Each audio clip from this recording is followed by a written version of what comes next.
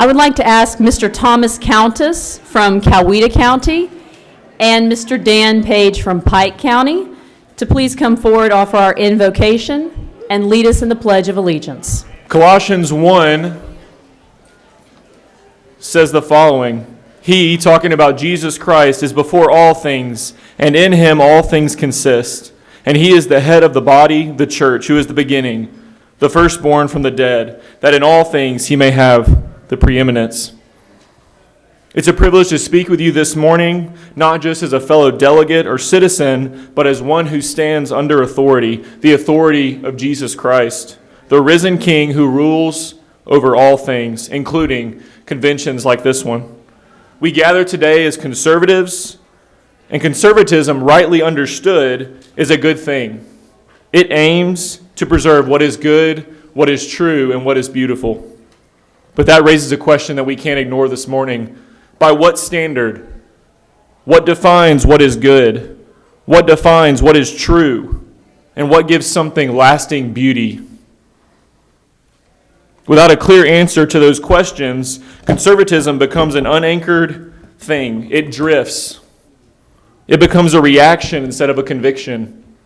It's a memory of the past rather than a vision for the future. This morning, I am glad to tell you that Jesus Christ gives us the standard that we need. He is the truth. He is the measure of goodness. He is the source of all beauty and order. Paul tells us in Colossians that I just read earlier that in him all things hold together, and that in everything he is preeminent. That includes politics, that includes civil government, that includes our work here today. Without Christ, conservatism begins to lose its shape. It becomes moralistic, focused on the external behavior rather than the heart. It becomes pragmatic, choosing what works over what is right. And it becomes tribal, with more loyalty to a party than to the truth. Let me say this plainly this morning. Jesus Christ is not and will not be our party mascot. He is not a prop for our platform, but rather he is our King. He is before all things, and all things, including our political convictions, must be brought under his rule. And yes, it is good when Christians gain and hold power, not for domination, but for stewardship. Power in the hands of the faithful is not a threat, but a blessing. It's a way of loving our neighbors through upholding justice, order, and righteousness. When godly men govern under God's law, the people rejoice. But let us not pursue power apart from repentance. We don't just need more Christian influence. We also need more Christian faithfulness. What we need is not just conservative victory, but Christian obedience. What we need is all of Christ for all of life.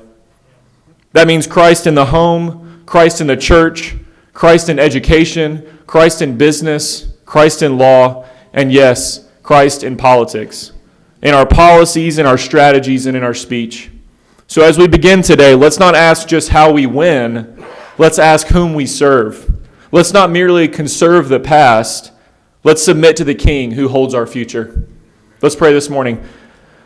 Lord Jesus, you are the King of kings and the Lord of lords. In you all things hold together. Apart from you, we can do nothing. Forgive us where we've tried to preserve virtue without bowing the knee to you. Forgive us where we've sought power without humility, influence without integrity, and freedom without your truth. Make us faithful this morning. Give us courage. Give us clarity. Let us be leaders who fear you and not man.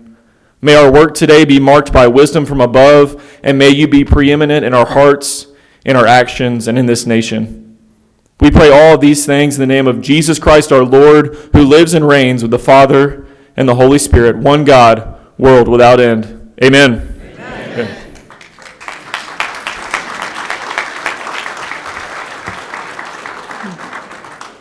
Well, thank you, Thomas. If the coffee didn't get us going, Thomas just did. I'd also like to ask now Mr. Dan Page of Pike County to lead us with the pledge. When Christy Frost asked me to do this, I said there was nothing I'd rather do. I don't know about you, but I love this country. Amen. I pledge allegiance to the flag of the United States of America and to the republic for which it stands, one nation, under God, indivisible, liberty, and justice for all. Yes, ma'am. Well, thank you, gentlemen, so much. You know, I appreciate them helping start our convention this morning because, in my mind, they symbolize what we need in our party. We need new faces, and we need gray-haired wisdom. Thomas is a delegate for the first time this morning, and he got involved because he wants to preserve our country for his young family. He has 3 children under the age of 5. And then we have gentlemen like Mr. Dan, who I've known for many years. Dan's first campaign was with Barry Goldwater in 1964.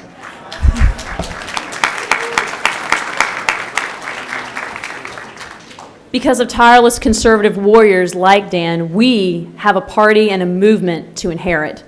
We have something we can advance. Fayette County down.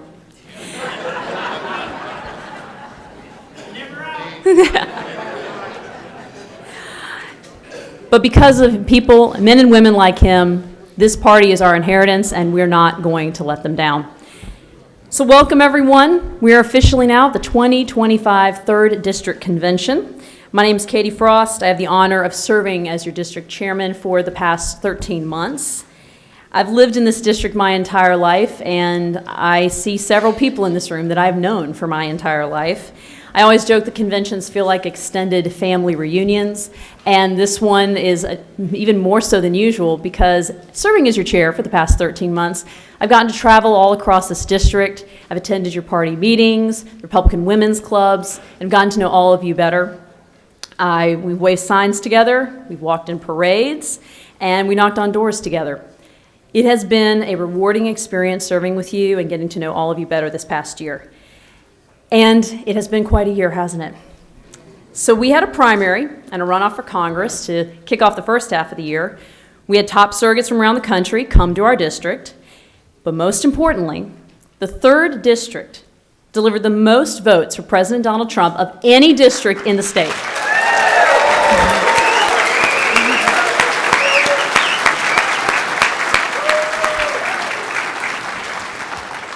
The 3rd District is now the #1 Republican district in the entire state of Georgia.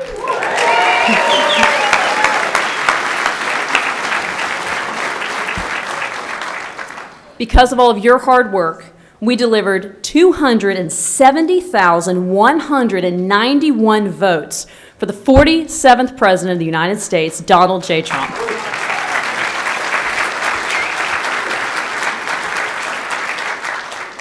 We had 3 counties in our district go for President Trump with over 85% of the vote. I want to congratulate Haralson County, sitting here, for being the top performing county in our district.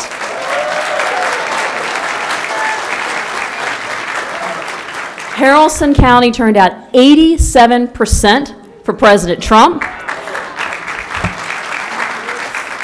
followed very closely by Pike County and Heard County with 86 and 85% respectively. So I look forward to a rematch next year for the top county in the district.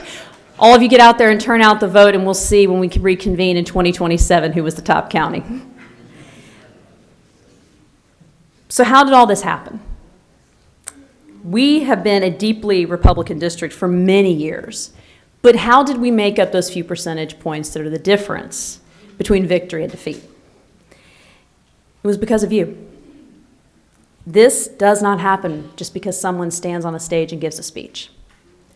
This happens because Linda made phone calls, because Miss Nancy handed out flyers, because Ramey wrote postcards. It's because Lisa and Beth put out signs. It's because the ladies of Fayette County drove their golf carts and went to every single door in Peachtree City.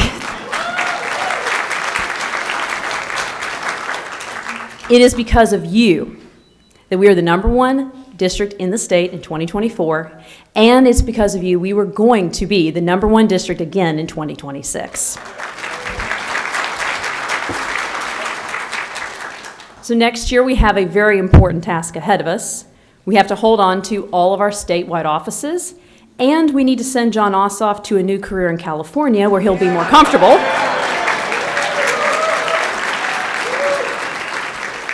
So this means turning out low propensity Trump voters when President Trump is not on the ballot. This is going to take a lot of hard work, but I know y'all are up to the task. So thank you from the bottom of my heart for being here. Thank you for spending your Saturday with us and for being the pillars in your communities. I admire your dedication, although there's one person I think here who might take the cake when it comes to dedication. We have a delegate from Coweta County here, Amy Emmerich, who got married yesterday.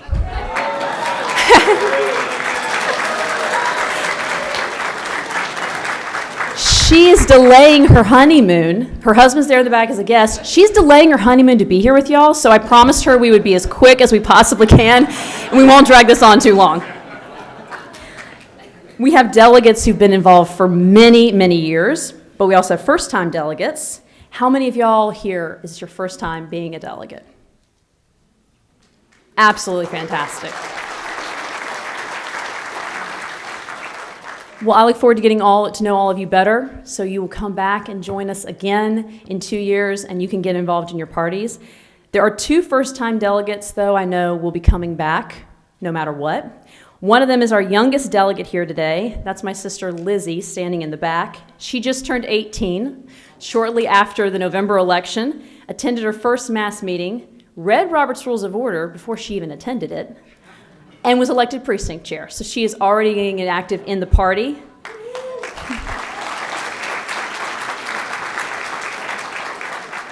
And another first-time delegate is my precious sister-in-law, Joy.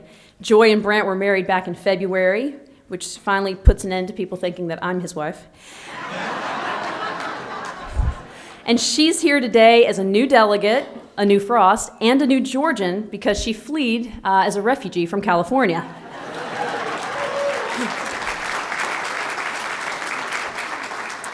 So, for Joy's sake, I need all of you to work hard so that in the next 2 years, so that the state she has come to call home, Georgia, doesn't become like the state she fled in California. Deal? All right, great. Now, some of the people who make sure that California's policies don't make it to Georgia are in the room with us right now. So if you're an elected official, would you please stand so we can thank you for your service?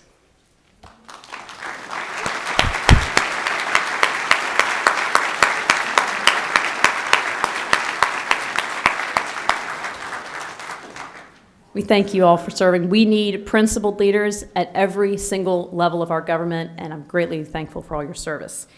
Now at this time, I'd like to ask Senator Matt Brass, Senator Marty Harbin, Representative Josh Bonner, and Representative David Jenkins to come forward. These gentlemen are fighting for us at the Capitol. They are the first line of defense to keeping bad policies out of Georgia. We thank them for their service, but also for sponsoring the free coffee cart outside this morning. Thanks to them, we are safer and caffeinated.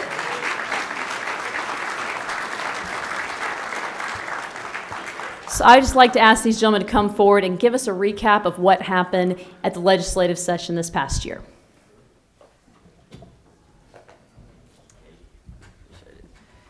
Thank you, Katie. Delegates, thank you for having me here today. My name's Matt Brass. I'm from Noonan, Georgia, and I am a Christian first. I'm a veteran, an American, a Georgian, a father, a husband, and many other things.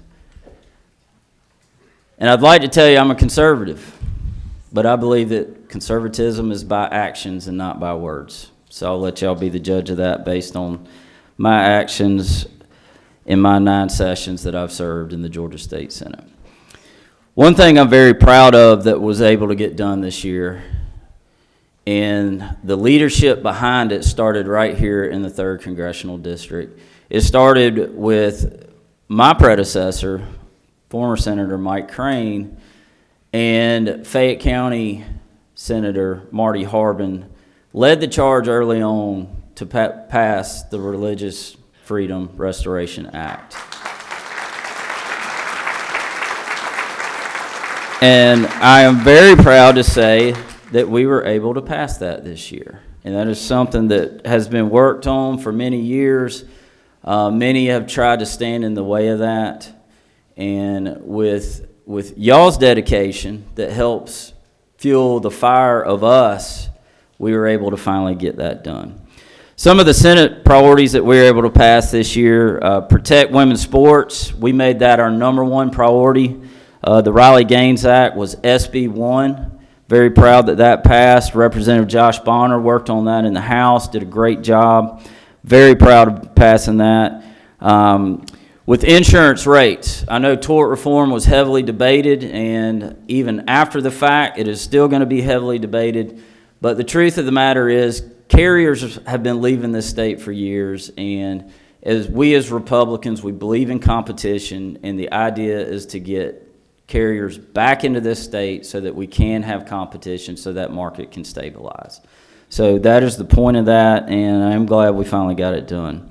School safety is a big, very important thing. As we see, every time there's a school shooting, the left wants to point to taking our guns, and we as Republicans are not going to let that happen, but we do believe that we got to keep our kids safe. So we passed Ricky and Alyssa's law in SB 17, and that will make sure that every school will have an emergency alert system. Badges will have a little button on them, and we saw that help save lives earlier or last year, and we look forward to every school having that. We put some funding behind it, so that'll be a big thing we did.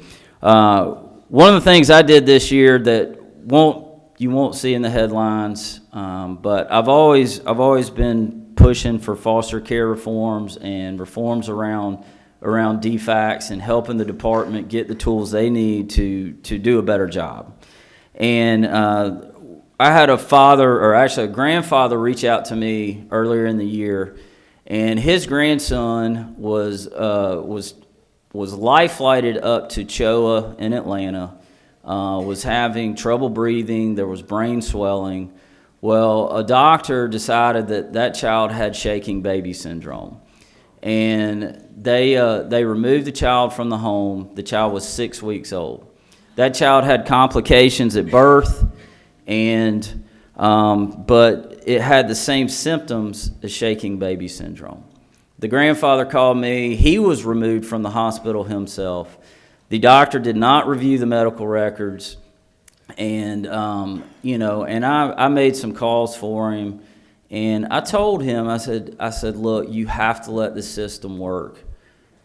The worst, as painful as this is, the pain you will live with for the rest of your life is if that child goes back into a home and there could be some abuse. You have to let it work. And when I'm telling him this, I was thinking it was going to be maybe a 2 to 3 week process.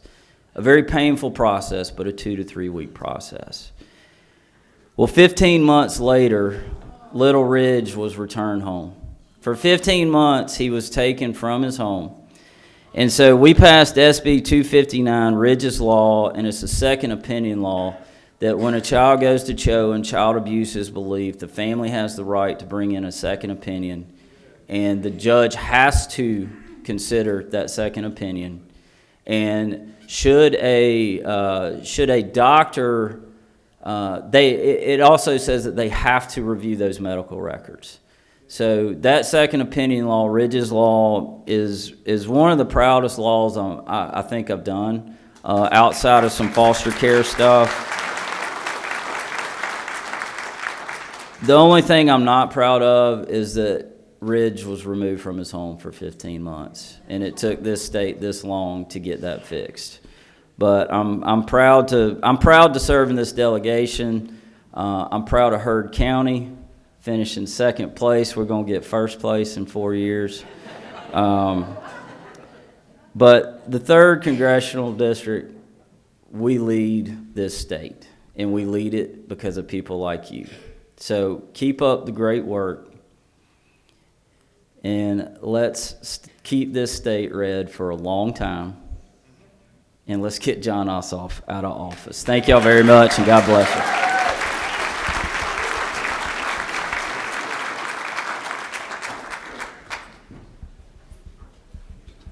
Well, hello to the 3rd District. Great to see you. We had a phenomenal session. It was probably the best session that we've had, and a lot of that became the leadership that we had with our Lieutenant Governor, Burt Jones. And I will say this, give him a hand. He's a Trump supporter up front. Also, Matt Brass, great job as our rules chairman. He does a fantastic job, and he's the one that got the stuff on the floor that needed to be on the floor and helped us do that. And I say thank you from that standpoint. Great job. He covered a great deal of what we did, the great bills. I mean, religious liberty, we've been fighting for 11 years. Just trying to, girls' sports, we did 3 years ago, and the High School Association took over that. And this codifies it, puts it into place. And it's funny, the issue of girls' sports is major. It crosses lines, and even the Democrats are smart enough to figure that don't work. And that's something that we need to have common sense. It's interesting, I believe that having common sense, and President Trump talked about it, is this. Number one is understanding there are two sexes, male and female, and that's all there is. Number two is you can't change from male to female or female to male. You need to write that down. I would share this if you did not see it. It's funny, we passed a bill out of the Senate that prohibited taxpayer dollars from being used for transgender surgery for prisoners.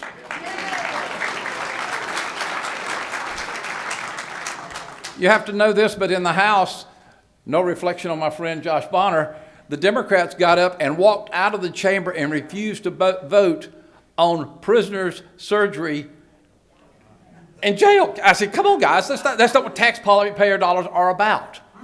And so we saw this. It was one in which we see this. Common sense is coming back to America.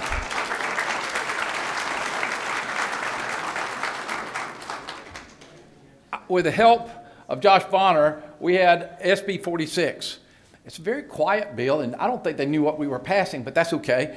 But what it is Government Serves the People is the title of the bill. And what it is, we're going to look at customer service from the agencies of the state government. That is, how long do you have to wait on hold? How were they kind and courteous to you? We're going to see this, and I will tell you there were some battles that were going on, but here's the problem. Government has no methodology of measuring success because it has no bottom line. Therefore, its service to the people is critical that we understand. We have 80,000, right at 80,000 employees in the state of Georgia. I asked the question, how many are working remotely? There was silence. And here's what I will tell you, even when I did the presentation in committee, I had called the Department of Revenue, got no answer, no live person. I called my liaison to try to get an answer, and he texted me and said, would you email me whatever you want? That night at 8 o'clock, I got a call from the head of the department saying, what do you need? I'm just saying this, we need accountability in our government at the federal level, but also at our state level.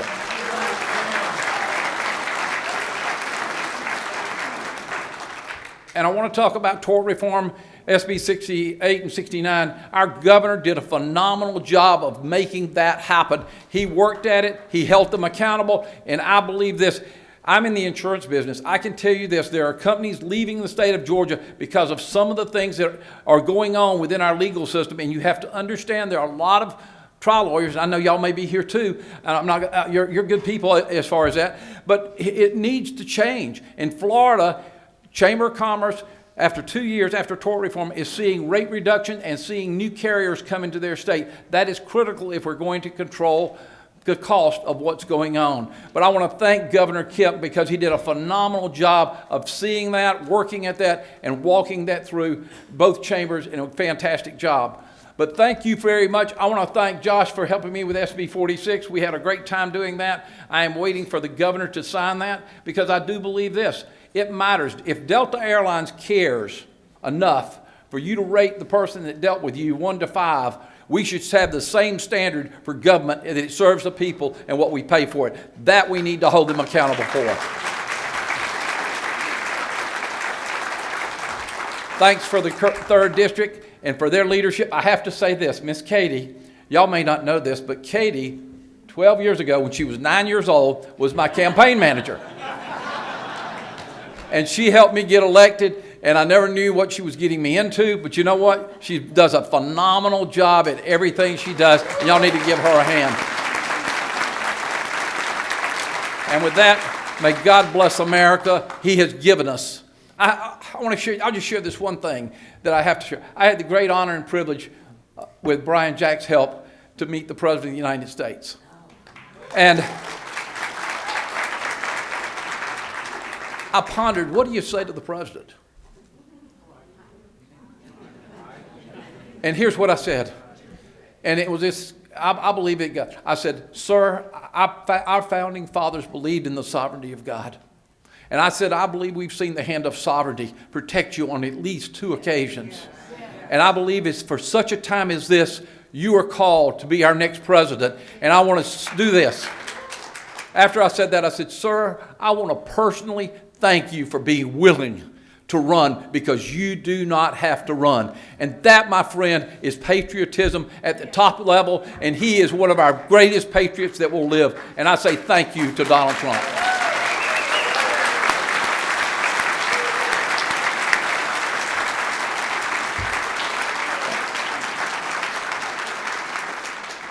And the 3rd District is blessed to have Congressman Brian Jack. And I want to say thank you.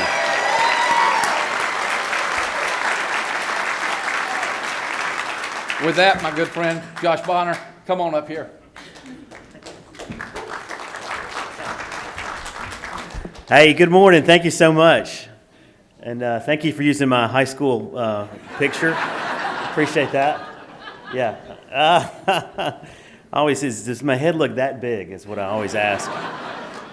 Well, hey, good morning. I appreciate all y'all coming out. First, just a couple of thank yous. I just say that we could not have had the kind of session that we had. We could not have had the kind of direction that we have in Congress in the presidency without the hard work that each and every one of y'all put into this election. So from the bottom of my heart, I would like to say thank you for that. The second thing is I just wanted to say about the invocation this morning. It was spot on. I will tell you there is nothing that we need more than more godly men and women entering into the political process, whether that is in support or whether that's running for office. Because I'll tell you, there's a lot about the system that we cannot change, but we can change the people that are part of that system. And I think if we do that, we could certainly get an outcome that is more in line with our worldview. So just real quick, let me just run through. There's several things I'm going to mention that have already been said, but I think it's important to put all these together to talk about what a great session that we had. First thing, we accelerated the reduction of the state income tax by another $800 million. That brings the state income tax rate down to 5.19%.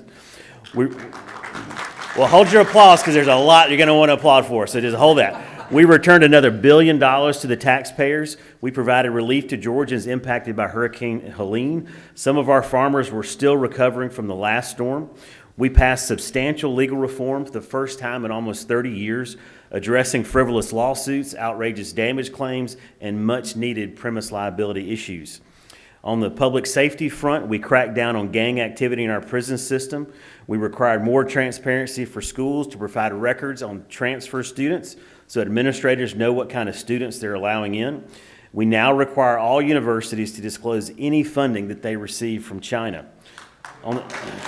It's even more is coming. So we fully funded QBE. We banned cell phones from classrooms in our K through 8 students.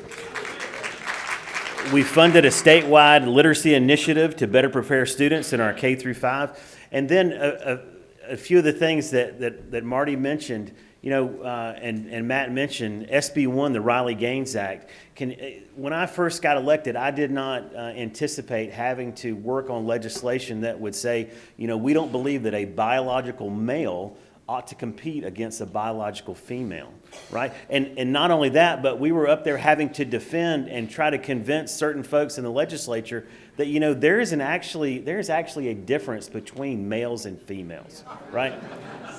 Now, again, we saw that line get blurred a little bit when the House Democrats decided to fall on their sword over an issue to say that they believe that your taxpayer dollars ought to be spent to provide sex change operations for state prisoners. I mean, of all the things to fall on your sword for, God bless them. I hope they do it every time, because I tell you what, if they do, they'll never win another election. And then, of course, the RFRA that was passed. Again, it was an issue of timing. And I like to put all those together just to give you some sort of context.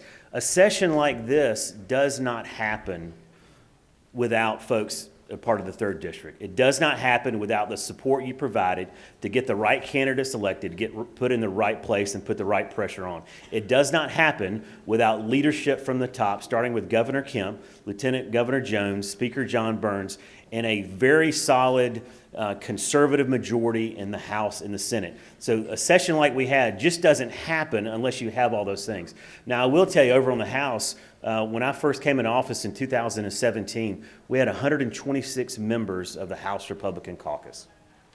Today, we have 100 members.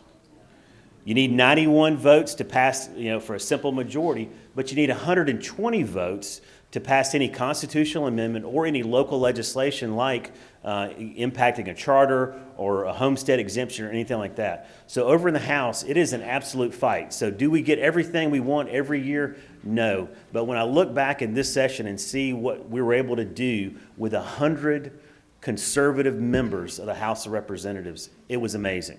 So this is a part of a 2-year cycle. We have a lot of good bills that are still in play and left on the table that we're going to work on over this next year and again, have another great session like we did this past one. And then just a quick comment about my colleagues. I tell you again, I think the 3rd District has the absolute best representation, starting with our congressional representation with Brian Jack, then all the way down to the state and local level. So again, thank y'all for what you do, and thank y'all for allowing me the opportunity and the honor to represent you in Atlanta. God bless.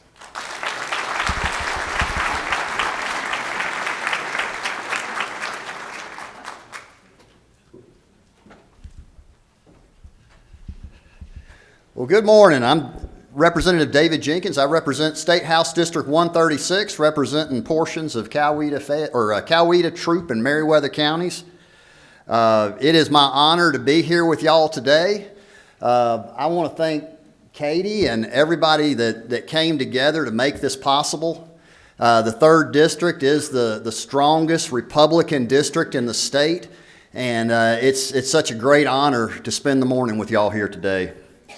So I'm a citizen legislator, just like all the rest of the guys up there in Atlanta, and my full-time job, I'm fortunate to serve my district as an air ambulance helicopter pilot. I actually worked last night down here at the Noonan Airport.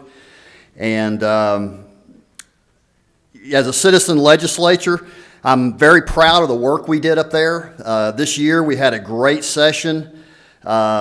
We've already talked about a lot of the bills we've passed, but I'll tell you, I'm most proud of the Religious Freedom Restoration Act that we were finally able to get across the finish line this year. Tort reform, reducing income tax in the state of Georgia, actually faster than scheduled, and saving girls' sports.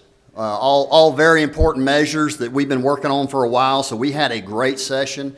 It's the first year of the biennial, so we're going to pick it up next year, and we have a whole lot more work left to do. Before I came into the legislature, I spent 20 years in the Army. I'm retired from the Army. I spent 15 of those years in the 101st and 4 of those years in combat in the Middle East. And what I can tell you I take from that experience is in combat, you can't look to your right and left for your moral compass. It's got to come from within, because if you start looking around, you're not going to find it. And I'll tell you, politics is no different. And it's an honor for me to get to serve with these gentlemen. And we can all go up to Atlanta, and when we get there, we don't forget that we're Republicans.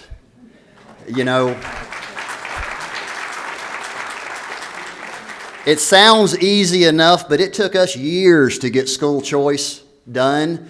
It actually came to the floor and failed one time before we actually passed it, because we had a bunch of Republicans that got up there and forgot they were Republicans. We have struggled to reduce the administrative burden on small businesses, and we passed tort reform by like 1 vote in the House this year. So the struggle is real. I appreciate all the work that y'all do to help us do our job. I'll tell you the other leadership lesson I learned in the military, and it's so simple, but it's amazing what what problem that Army officers have with this. And it's a simple concept that you must be present to lead. And so it's my honor to be here with you. I appreciate our great Congressman Brian Jack for joining us here today. It is such an honor to serve with him in the 3rd Congressional District. And I know y'all have a lot of important work to do here today, so I'm not going to take any more of your time. But again, I just want to leave you with my thanks. Thanks to Katie, for Brian Jack, and my delegation. And y'all get some good work done here today. Thank you.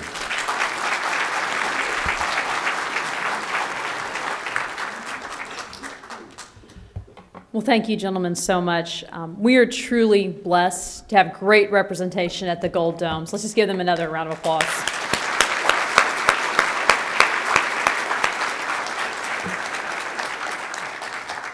We also have excellent representation in Washington.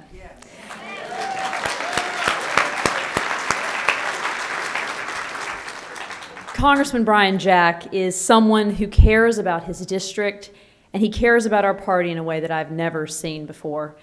While many politicians will only show up to give a speech in an election year, if they show up at all, Congressman Jack's here today in what's technically an off year, not just as a speaker, but also as a participant. Congressman Jack was the only member of the congressional delegation that was involved in the process. He came to his precinct caucus. He was at the county convention as a delegate, and he's here today with us as a participant.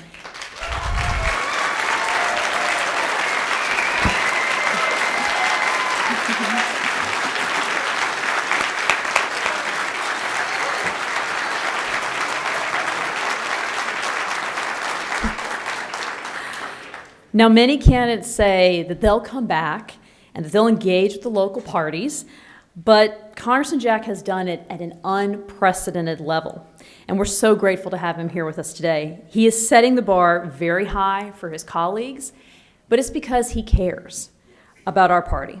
I remember at the 2017 state convention, Brian and I were sitting in the back, and we were trying to recall all the state party chairs in history that we could remember, because he is fascinated by the history of our party. He cares about the people in it, and he is committed to working with us to make sure that it thrives for many years to come. And those of you who may not know, Brian worked for President Trump for the past 9 years. And he leveraged those relationships to benefit our district.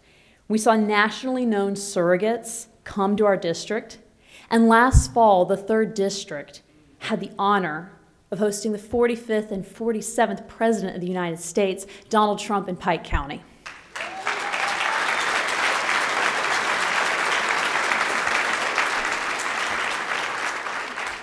And I know Brown will correct me if I'm wrong, because he's a walking encyclopedia of political history, but President Trump was the first sitting president in nearly 100 years to visit Pike County. Is that true? Yes. So that was because of Brian. So seeing all the excitement over the past year, it got the two of us thinking, how can we continue that momentum going into the midterms? And how can we continue to bring our district together? So I'm excited to announce today that Congressman Jack will be partnering with the 3rd District this fall to host a kickoff event for the 2 most important seasons out there, college football and campaigning. We're finalizing the details, so we'll look forward to welcoming all of the statewide candidates to the 3rd District. We want to bring everyone together so that you have a chance to meet the candidates, you get to connect with their campaigns, and then you can help bring them to come speak to your own local parties. The word is going to get out that if you want to win Georgia, you have to come to the 3rd District. So there's much to look forward to for our district, and I can't think of anyone who is better to help build our party into a powerhouse for the next years than our speaker, Brian Jack. I've known Congressman Jack for almost a decade. We met in this very room 9 years ago as 2 young staffers, and I have the honor of introducing my good friend and our Congressman, Brian Jack.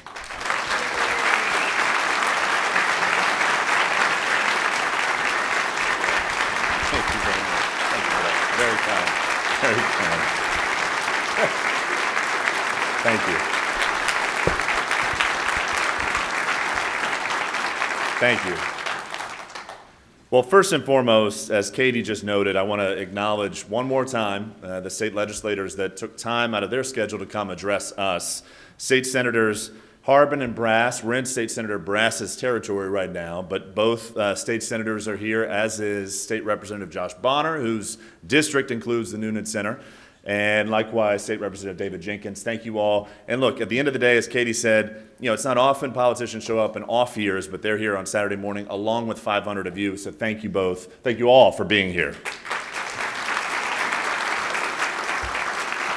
And thank you, Chairwoman Frost, for that introduction. And congratulations, by the way. You are running unopposed to lead our district for the next 2 years. That unopposed election means you are far more popular than me. So I want to congratulate you on that. And as many of you know, Chairwoman Frost's family has been deeply involved in our district's party for decades. And it's very special, Katie, that you followed in your father's footsteps, who led our district party for many years. Mr. Frost, I'm not going to ask you from the podium who was a better district chair, but thank you and your family for lasting generational impact on our district and our state.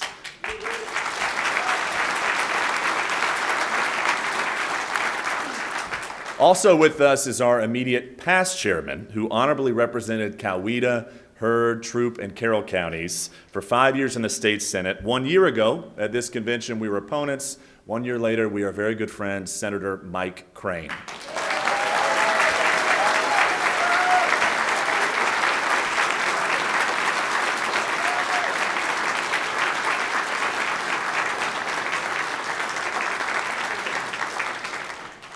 One other previous district chairman is here, and he is one of the first people I called when I announced my campaign for Congress. He served our district many years ago, Mr. Alton Russell from Muskogee County.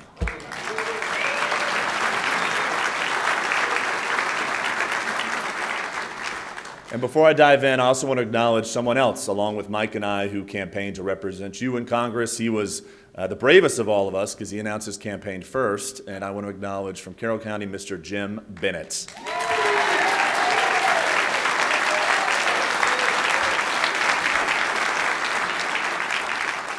I've spent the last 2 weeks during this April recess crisscrossing our district, and admittedly I felt a lot of nostalgia about the campaign in which myself, Mike, Jim, Mike, and Philip competed. My very first campaign stop while running for Congress was in Columbus to visit the incredible Republican women of Muskogee, Harris counties. It was in March of last year, and Amy, Carmen, Sherry, Nicole, we had a whole group of people. We had a candidate forum, and one of the promises that I made at that candidate forum was to secure our border and to end the incentive structure that Joe Biden created to reward illegal immigration. And I'm proud to report that our very first law passed and enacted by President Trump during his second term was the Laken-Riley Act, which secures our border and deports illegal immigrants.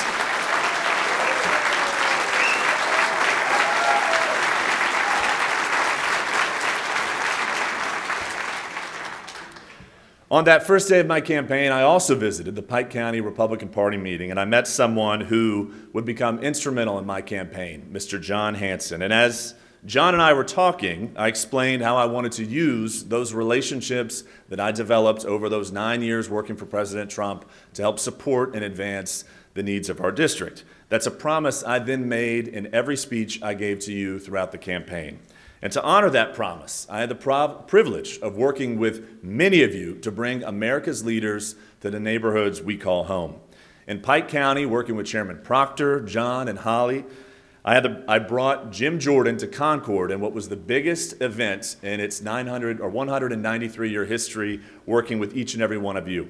With the people in this room working together, we also hosted events for Jim Jordan in Coweta County with Chairman Frost, Fayette County with Chairwoman Kilgore, Carroll County with Chairman Tillman, one of my very good friends, Troup County with past Chairman Knight, and Muskogee County with Chairwoman Carmack. Jim Jordan held 6 events in our district, thanks to each and every one of you.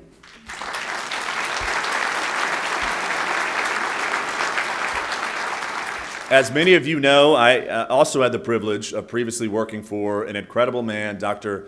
Ben Carson. And as such, I brought Dr. Carson to Columbus with both Chairwoman Carmack and past chairman from Harris County Post. We visited Spalding County with Chairman Phelps and the Republican women of Griffin Spalding, led by the incredible Mary Braun. And we closed that night in Thomaston for what may have been, and I'm looking at JD right now, but what may have been the biggest political event in Upson County history, thanks to the hard work of Chairwoman Lisa Pierce, first Vice Chairman Todd Willis. Lamar County, led by a very powerful Chairwoman Beth Pierce, came over, and Mayor Stallings, you enabled us to bring 250, 300 people out that night to celebrate. Thanks to each and every one of you, we were able to bring Dr. Carson to our district to visit 3 of our counties. Thank you all for that.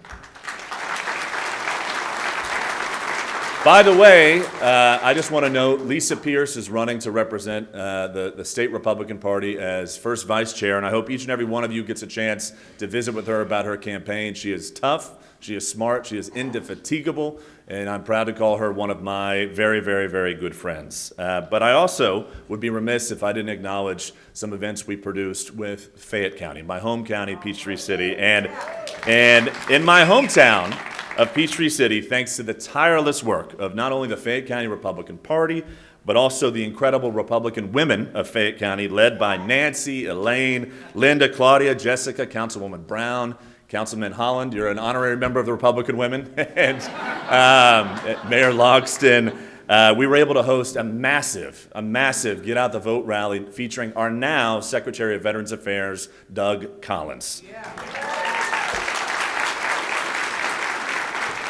And to top it all off, on October 23rd, 2024, with the help of pretty much everyone in this room, I was proud to bring our 45th and 47th President of the United States to Georgia's 3rd Congressional District, President Donald J. Trump.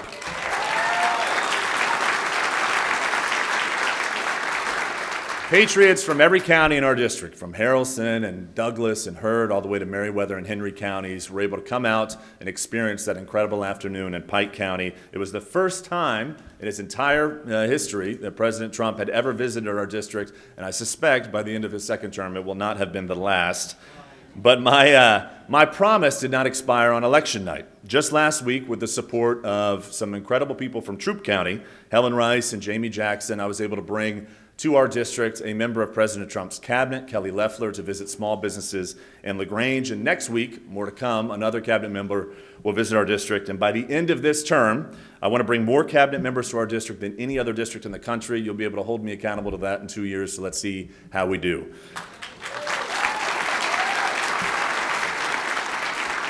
Having these leaders visit us is important because it gives us direct access to President Trump's administration, but ultimately you elected me to be your voice in Washington, and I'm proud to report that in just my first 15 weeks as your congressman, we've already experienced tremendous success. After my election, the 35 members of my freshman class came together, and they elected me as the leader of the freshman class, responsible for distributing committee assignments to my colleagues. I'm one of only 4 freshmen to have a gavel. That gavel is the chairmanship of the Small Business Innovation Committee. Speaker Johnson appointed me to the Powerful Rules Committee. I'm the only freshman to serve on rules. And perhaps most importantly, I was honored to be appointed by Chairwoman Marjorie Taylor Greene to the DOJ Subcommittee,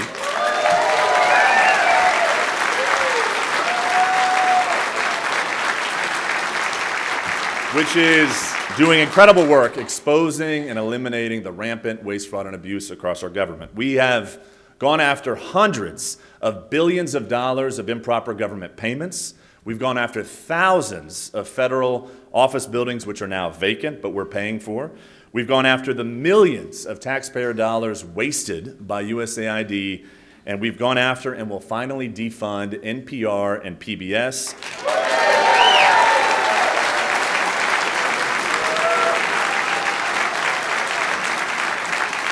I think it's said best, we should not pay people to hate us when they can so easily do so for free. During my campaign, though, and you remember my speech, we all gave it many times before you, but one of the things I was really passionate about and often said is one of the least exciting things to talk about, perhaps the most important, is deregulation and the elimination of government overreach. And last August, after you elected me to be the Republican nominee for our district, I received a phone call from State Senator Marty Harbin. He explained that a factory in Spalding County needed help, so Senator Harbin and I drove to Griffin to learn more about the problem facing Rinnai America Corporation. Rinnai is headquartered in Peachtree City, and 3 years ago they opened a factory in Griffin to manufacture tankless water heaters. Some of you may have a Rinnai water heater in your home.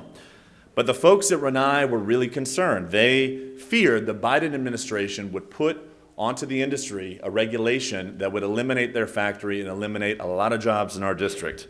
And though I wasn't yet in office, Senator Harbin thought it was important, as did the people of Rinnai, for me to be aware of this issue going forward. So, sure enough, on December 26, 2024, the day after Christmas, to show you how sinister this was, the Biden administration, Joe Biden's Department of Energy, imposed a regulation that would ban tankless water heaters and eliminate 500 jobs in our district. So Rinnai came to me and asked, what can you do? You're a freshman congressman, but you've got a lot of relationships. How can you be helpful to our district? And thankfully, from my time serving in President Trump's White House during his first term, I was familiar with a rarely used congressional tool called the Congressional Review Act. The Congressional Review Act allows Congress to have the authority to repeal any regulation as long as it's within a 60 legislative day window. So this regulation came out December 26, and myself and a few colleagues introduced this legislation to repeal it in January. And it's something that everyone of my colleagues got to tease me on, because all I talked about were tankless water heaters, but it was important.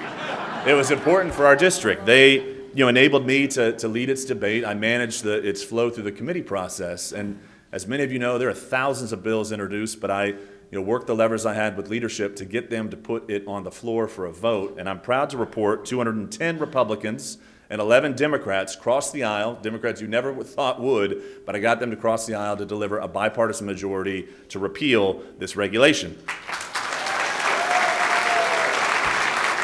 But of course, we know from Schoolhouse Rock, it's the House, now it's got to go to the Senate. So, and the Senate's hard. I mean, they are doing incredible work confirming some of our great nominees, Kash Patel, RFK Jr., a lot of good things happening in the Senate, but how can we get it on the fast track there? Well, I worked the relationships I had from my time with President Trump. I was able to get it a vote in the United States Senate and a bipartisan majority, passed it into law last April. And when Donald Trump next week signs this into law, one of the first 10 bills enacted by Donald Trump will very specifically repeal a regulation that would have eliminated 500 jobs and closed a factory in our district.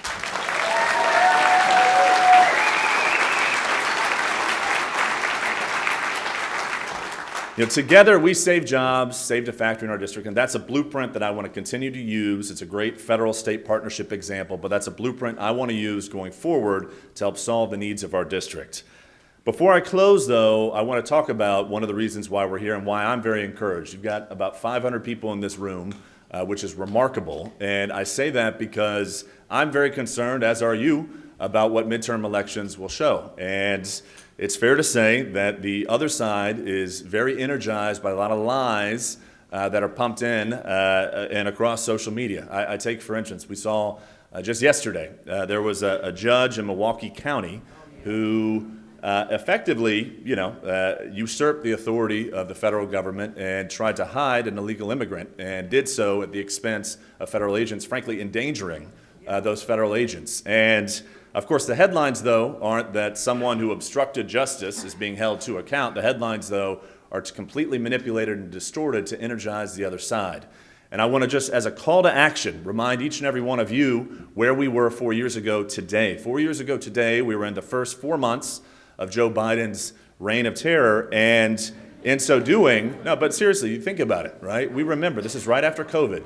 And if, like me, you believed in natural immunity, if you questioned the efficacy of the shot, you were considered a second-class citizen. There were plenty of restaurants in this country that prohibited, there were plenty of hospitals that prohibited you from seeing loved ones and created a second-class citizenry. If you questioned the election or the integrity of an election, you were considered a threat to democracy. That's what happened the last time Democrats were in power. And they are going to be extremely energized in 2026, which is one of the reasons why Katie and I are partnering to host another event to generate turnout, generate interest. We hope this will be an annual event, but I say that because we've got to do our part to make sure we show up next November. There are plenty of people. We had 70% turnout in this last election, which means we got 500 people in the room. About 40, 50 of you did not, in theory, vote.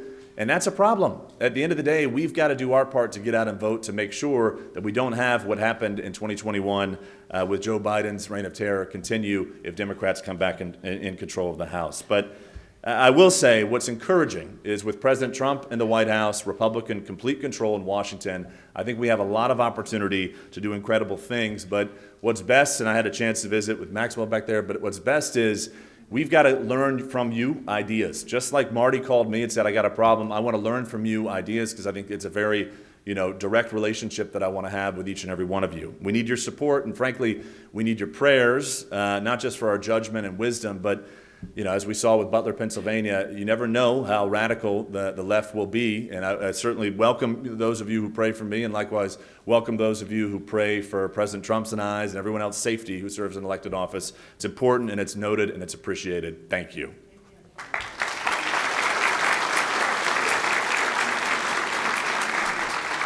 The last update I'm going to say, you're going to see a whole lot over the next few weeks about President Trump's one big, beautiful bill. House Republicans are eager to get it into the Senate process by Memorial Day. That's the timeline that's been structured. And of course, as we know, the largest tax cut in American history is incorporated in this. And the Georgia legislators have paved a really good way, showing a good blueprint for continuing to reduce our income tax. And I will tell you, if we want the economy to roar, that's one way to do it. And I'm also going to spend a time, if I could, talking about tariffs, because invariably a lot of people talk about it.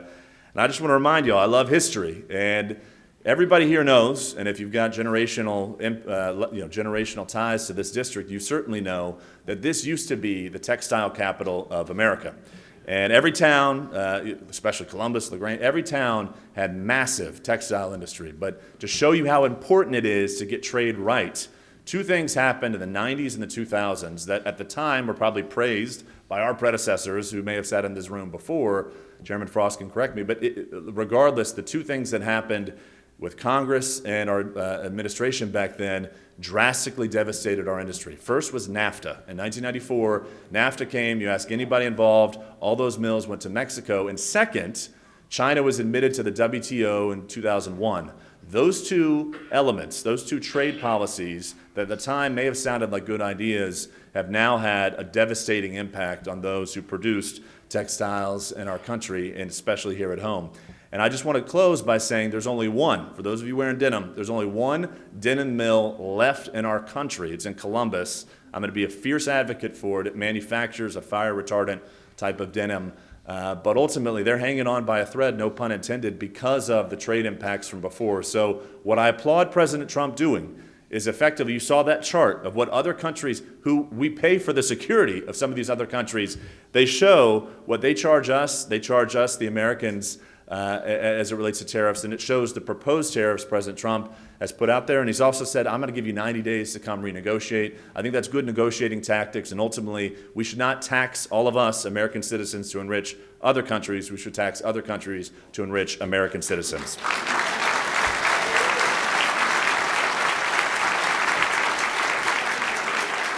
So, in closing, I want to thank you for giving me your voice in Washington, D.C.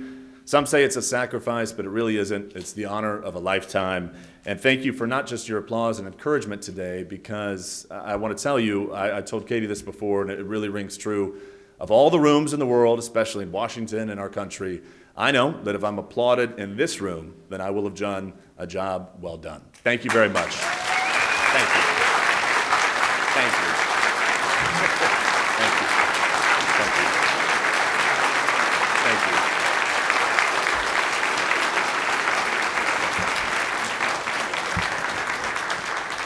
Thank you, Congressman Jack. Before he leaves the stage, I'd like to ask Chairman Rick Tillman from Carroll County to come up real quick for a brief presentation. Very brief. Appreciate Katie allowing us to do this. We're a delegation from Carroll County.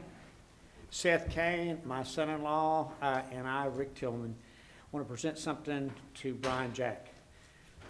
Brian Jack is a real person, and probably the highest honor I could give him, he's a good person, a very good person, a good friend.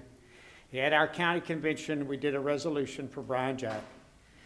And Seth and his wife, who's my daughter, Sarah Claudia, composed the resolution. So I would like for Seth to read it, and we'll present it to Congressman. Whereas on this 22nd day of March in the year of our Lord 2025, we, the members of the Carroll County Republican Party, welcome our newly elected Congressman Brian Jack, who will serve Carroll County in the 3rd District with dignity and dedication. Whereas Congressman Jack has spent the last 9 years working alongside President Donald J. Trump to advance the well-being and prosperity of our nation. Whereas Congressman Jack's leadership and commitment to conservative values will continue to strengthen our community and our country. Be it resolved that we, the members of the Carroll County Republican Party, support Congressman Jack and look forward to his service in representing the people of Carroll County and the 3rd District, working to uphold our principles and ensure a brighter future for all. Presented by Frederick W. Tillman, Chairman of the Carroll County Republican Party.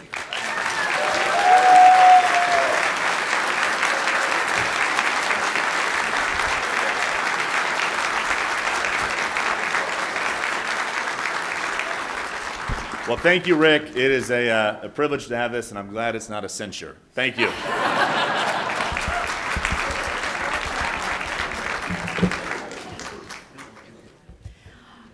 Aren't we fortunate to have such great representation? Wow.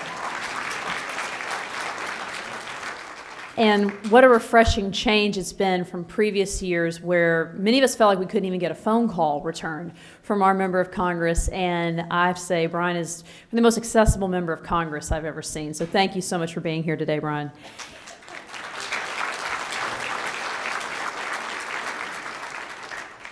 So the next item on our agenda moving forward, we will have the presentation of the Georgia Republican Party Convention Call. Now, is there a motion that we dispense with the reading of the call? Is there a second?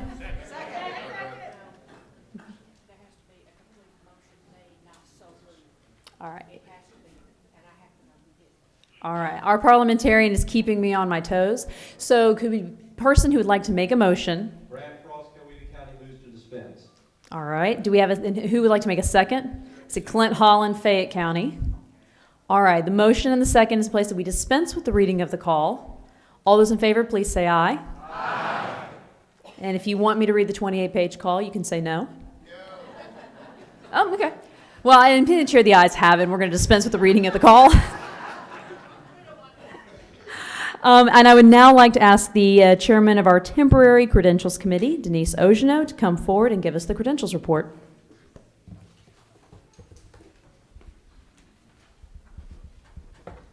Good morning. You guys look beautiful out there. I want to be a Mr. Kane who got up here and said thank you for coming. We need him to speak more often. Y'all got an excellent voice over there. Great job. Before I do what she asked me to do, I'm going to say thank you for being here. It takes all of us, and all of us are needed as we move forward with votes. Decisions are important. We may disagree on things, and that's okay. That's why we're here. But I want to give a special thank you to the people who work so hard behind the scenes to help set up everything, to help us get in the door, to make sure the right people are in the door that actually signed up. And if you worked registration, please stand. If you work credentials, please stand. That's those that gave out the badges. If you work sergeant at arms, please stand. Remain standing. Those who helped behind the scenes last night when we were putting these signs up and dancing in the halls, please stand. Where's the Frost family? Because it was every one of them. Y'all, these people work really hard, and you work really hard to get here on time, so everybody give yourselves a hand. The next portion of this is important in that chairs and secretaries and other people in your county need to listen up, look at the figures I have, and make sure they're accurate. Randy Ojono counted this, and we all know how Randy Ojono is. He's my husband, so I can talk about him. All right, we're going to go through the counties. I'm going to tell you how many were allotted when you walked through the door. That's how many you voted in at your county. I'm going to tell you how many we show are present today, seated in the seats per county. I'm going to tell you how many short you are, so that if you brought in alternates, possibly some of them can be moved up. And then I'm going to give you what the quorum is so that we can do business today, okay? I'm going to read fast, but they're going to be put up hopefully shortly on the screen. Brent, you helping us? Sure he is. I'm going to start reading, and you'll be able to look at it as it comes up on the screen. Carroll County was allotted 52 delegates. There are 31 delegates present. We are short 21 delegates for that county. There are no alternates here for Carroll County, so 0 alternates will be moved up. Coweta County, you are allotted 77 delegates. 56 delegates are present. You are 21 delegates short. You have 16 alternates that you can move up. Douglas County, you have 19 allotted delegates. 12 delegates are present. You are short 7 delegates, but only 1 alternate is here, so you can move up 1 alternate. Fayette County, you are allotted 48 delegates. You have 42 delegates present. You are 6 delegates short. You have 15 alternates here, but you can only move up 6 alternates. Haralson County, you had 20 delegates allotted. You have 16 delegates present. You are 4 delegates short, but you only have 1 alternate in the back, so you can move up 1 alternate. Harris County was allotted 14. Delegates present are 11. Delegates short are 3. But you do not have any alternates in the back. No one moves up. Heard County, you have 6 present. You were allotted 6. You have 5 present. You could have moved up 1. You are 1 short, but you did not have any alternates. No one moves up. Lamar County, you were allotted 7 delegates. There are 5 delegates present. You are 2 delegates short, but there are no alternates. No one moves up Lamar County. Meriwether, you are allotted 11 delegates. You have 10 delegates present. You are 1 delegate short, but no alternates are present. No one moves up. Muskogee County, you are allotted 12. You have 11 delegates present. You could have moved up 1 delegate, but alternate, but you have no one here. No one moves up. Pike County, 15 allotted delegates, 9 are present. You are short 6 delegates, but there are no alternates. No one moves up. Spalding County, you are allotted 26 delegates, 19 are present. You have 7 delegates short. No one moves up. Troup County, 23 allotted delegates, 16 delegates are present. You are short 7 delegates. There are no alternates. No one moves up. Upson County, you were allotted 11 delegates. 7 delegates are present. You are short 4 delegates. No alternates are present. No one moves up. Our voting strength we'll discuss once we move everyone up for alternates. But let me just say this. If you disagree, your county chair needs to go out to where you picked up your badge and have that discussion with Randy Ojono. He is handling that in the outside area. If you have alternates that need to be moved up, you will bring with you those alternates. Meet him out there. He will change the badge from an alternate to a delegate badge. Any questions? Madam Chair, I present it to you. Turn it back over to you. Well, thank you, Denise. No questions means that was a very efficient report, so thank you very much for that. So we can have the time to move up our alternates. Do I hear a motion, and please state your name and county, that we adjourn for 15 minutes. So recess, thank you. Recess for 15 minutes to move on. I have a motion from Joseph Smith from Fayette County that we recess for 15 minutes, a second by Alicia Rainwater from Coweta County. All those in favor of a 15-minute recess, please say aye. Aye. All right. It is right now 11:12. We will be back at 11:27.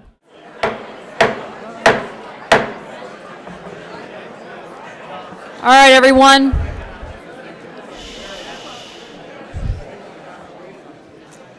Thank you. All right, the convention, we call the convention to order. I have a quick question for y'all. How many of you know that we have a statewide election this fall?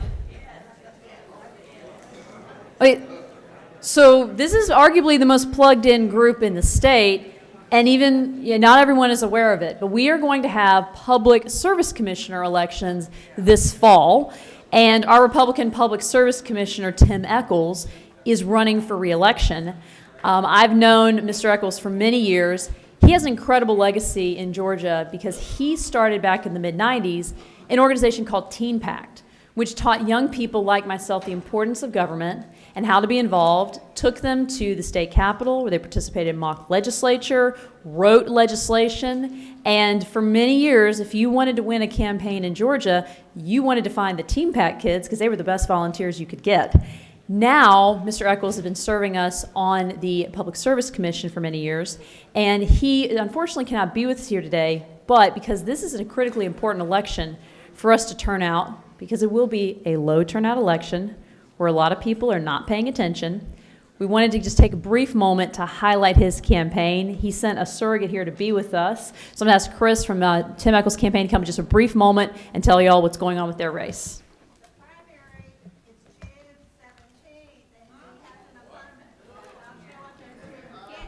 Which is why Chris is here to tell us all about that. Chris?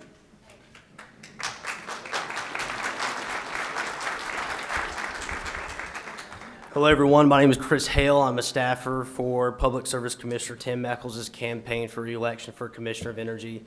I just want to thank Katie Frost and the Georgia GOP 3rd District for allowing me to speak here tonight. They're actually first cousins, which I just found that out today. So a little bit about myself. I actually have a bit of connection with Noonan, or this area. I used to be a student at LaGrange College, where I played college football at. Unfortunately, I had to transfer out because I got injured. But I was there for a semester, so it's a pleasure to be back here after about 6 years. But a little bit more about myself. I am a resident of Hall County, Georgia, where I attend the University of North Georgia now as a film and digital media major. I served with student government at UNG for 2 years as a senator and head of our Gainesville campus as the vice president. I'm also the co-founder and former president of Excellers, which is a special needs organization on our Gainesville campus that helps boost accessibility services for students with disabilities. I'm also a recent graduate of the 2025 Georgia Legislative Internship Program. Some of y'all may know that as GLIP for short, where I serve with House Media Services for the Georgia House Representatives at our Georgia State Capitol. On top of my political resume, I'm also a filmmaker and film actor, which I was a theater major at LaGrange College. I thank y'all for helping me get there. As a founder and business owner of Hell 18 Cinema, which is my company that I am the business owner of, which is a film production company based in Gainesville, Georgia. And just a little short note, I attend Christ Place Church at Flowery Branch, Georgia, where I've been a member at since 2022. So, who is Commissioner Tim Echols? Well, he is a Georgia native. He is a father and grandfather were both county commissioners.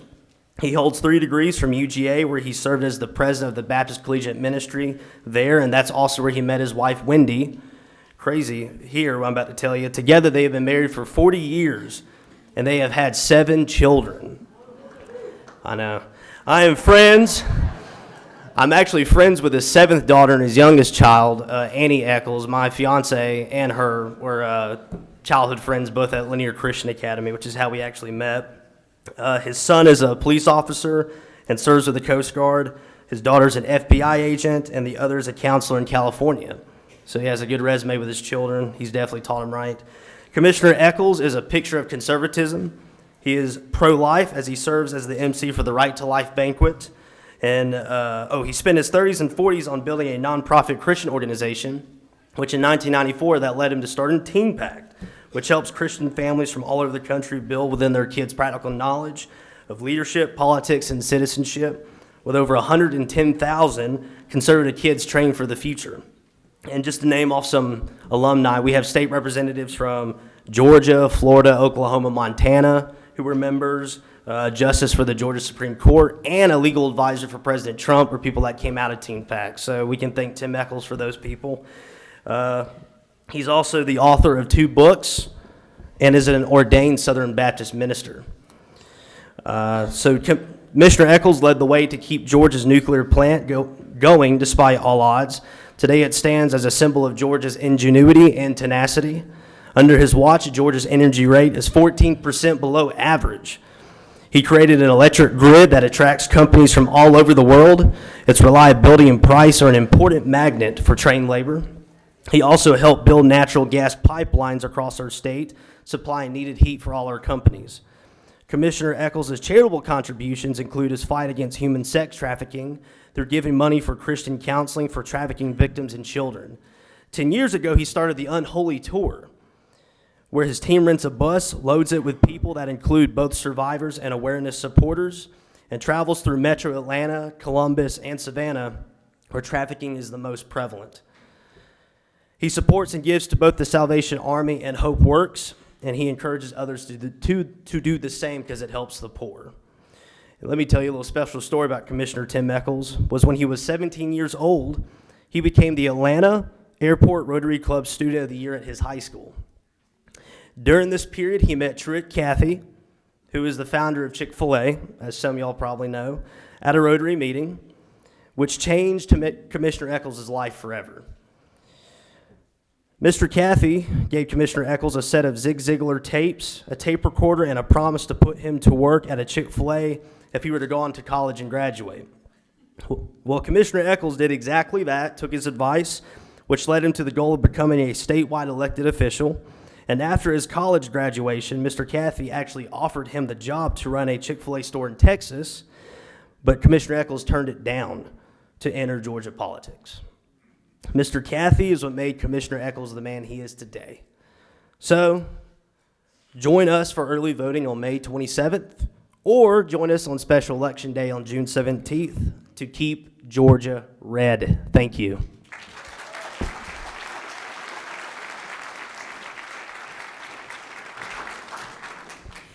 Thank you, Chris. As someone who's run campaigns and special elections, turnout is always remarkably low. So your vote will essentially be like 10 people voting. So please get out and make sure you vote in this special election.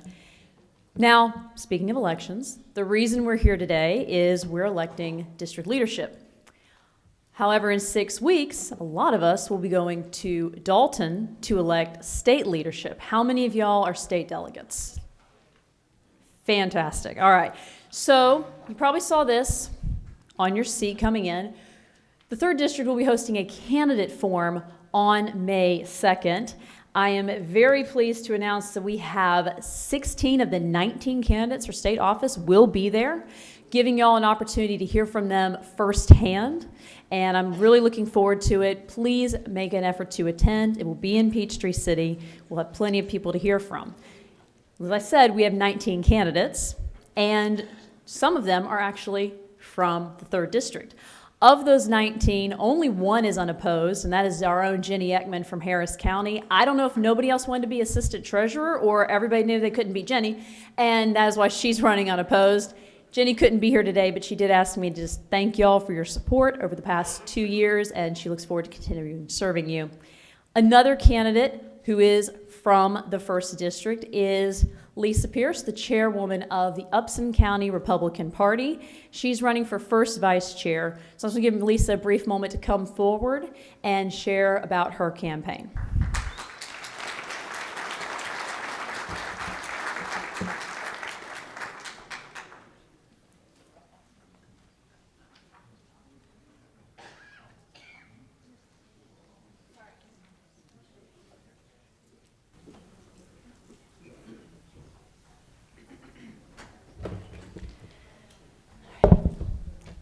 Good morning, everybody. Hi, my name's Lisa Pierce. I'm the Upson County Chairwoman, and I am running for first vice chair. I'm a Christian, a wife of 21 years, a mother of 2, a grandmother of 2 granddaughters, and 1 grandson on the way. Very excited about that one. I have lived all over the state of Georgia. We started out in Gwinnett County, moved to Bibb County, Hall County, Cherokee County, and we now live in Upson County. So we've been all over the state. For 27 years, I worked in the medical device and pharmaceutical company. So I traveled all over the state of Georgia, which gave me a very unique perspective on the needs of Georgia residents, whether it was a big city or the small counties. So I want to say that I'm very grateful for Congressman Brian Jack for his letter of support to the nominating committee to get me onto the ballot, and to Chairwoman Katie Frost for leading the committee's decision to place me on the ballot.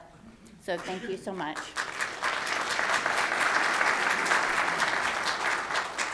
So why am I running? Well, one of the reasons that I'm running is that we need people on the executive committee for the state that are really going to push Trump's agenda. And what do I mean by that? We need people up there that are for hand-marked, hand-counted paper ballots.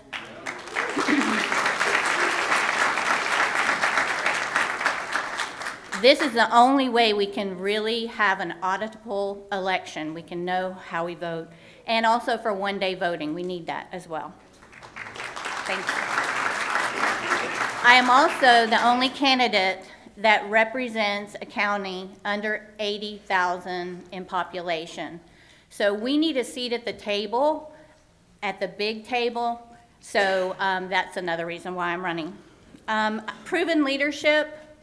Last year was my first year as a chairwoman, and I can say that we didn't get support from the state. And because of that, we had to become very inventive and very strategic.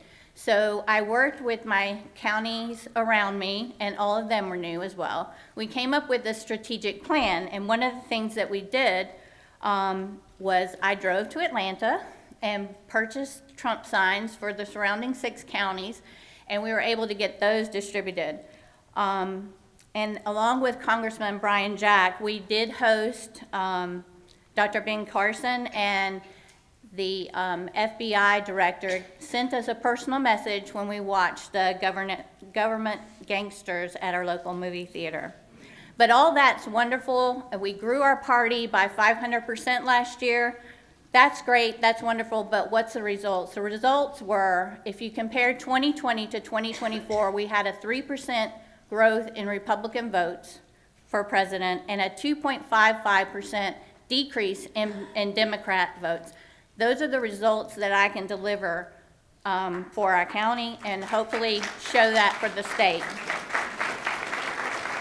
And Congressman Brian Jack also stated or informed us that we delivered the most votes for a presidential candidate in our 200 years in Upson County for President Trump. So we're really proud of that. The other reason that I'm running is that for accountability, we currently, in the executive committee, the chairman and the treasurer are the only ones that have duties and responsibilities for the state party. That really doesn't work. Every single executive committee needs a duty and responsibility so we can move forward and unify the party. Lastly is because we have to build for 2026. It's a pivotal year. I know we always say this every election, but it is a very pivotal year. We have the governorship and AG, we have Secretary of State, but most importantly, we have to change the Democrat senator to a Republican senator. That's right. And the only way we're going to do that is by building a grassroots organization now. We can't wait. And I'm so grateful to hear that you all are going to start that process because we do need to start that process now. My friends, I am running because I believe in a stronger, freer, more prosperous America for America and for Georgia, one that President Trump has fought for and that will continue to champion together. With proven leadership, a heart for the small counties, a commitment to accountability, a bold vision for 2026, I'm ready to serve you. Let's stand united, rebuild our future, and make our voices heard.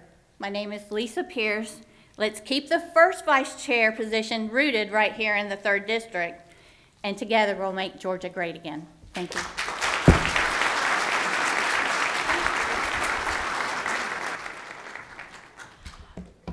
Well, thank you very much, Lisa. And we have another candidate here with us today. While technically now not a member of the 3rd District delegation, for many years, our current chairman, Josh McCoon, represented Muskogee County in the state Senate. And for those of you who remember the RFRA fights that began back in 2011, Josh first introduced that bill. I remember being at the Capitol with him, and it seems like no matter how hard we worked, RFRA was never going to get passed. But I'm proud that the Senate passed it this year and is building on the legacy of what Josh originally started. How many of y'all have ever watched a Senate or House hearing in the Georgia Capitol? Did you know that those were never recorded and put online? Leadership didn't want people to know what was happening in those meetings unless they made the effort to drive all the way up to Atlanta to watch it. So Josh, being a member of the Senate, he said, fine, I'm just going to Facebook Live every single meeting I'm a part of until you put these online. And what do you know? Leadership found a way to do it really quick.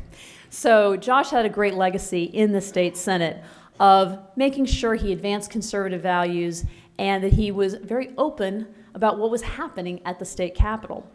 So Josh has now been serving us for the past 2 years as our chairman of the Georgia GOP. I'm not going to steal his thunder and tell y'all what has happened under his leadership, but I think we all know every time we turn on the news, it's been really good. And he actually chaired our conventions for many years, so it's wonderful to welcome him back to his home district. Please welcome the chairman of the Georgia Republican Party, Josh McCoon.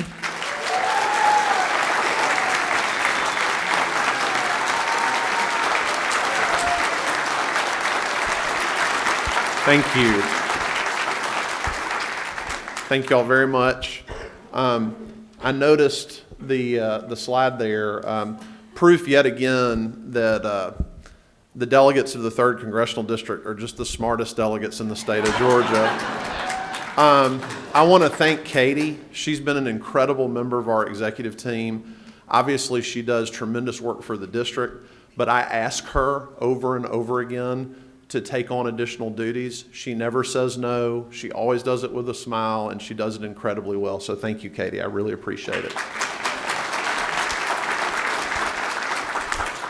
I also saw him earlier. I don't know if he's in the hall or not, but I also want to thank former state senator and our first vice chairman, Mike Crane. Mike really stepped up. There he is. There he is. Mike stepped up at a crucial time for the Georgia Republican Party last summer, and stepped into an executive team role with us and was an incredible part of the historic victory we scored. So thank you, Mike. I appreciate everything you have done for me and for the Georgia Republican Party.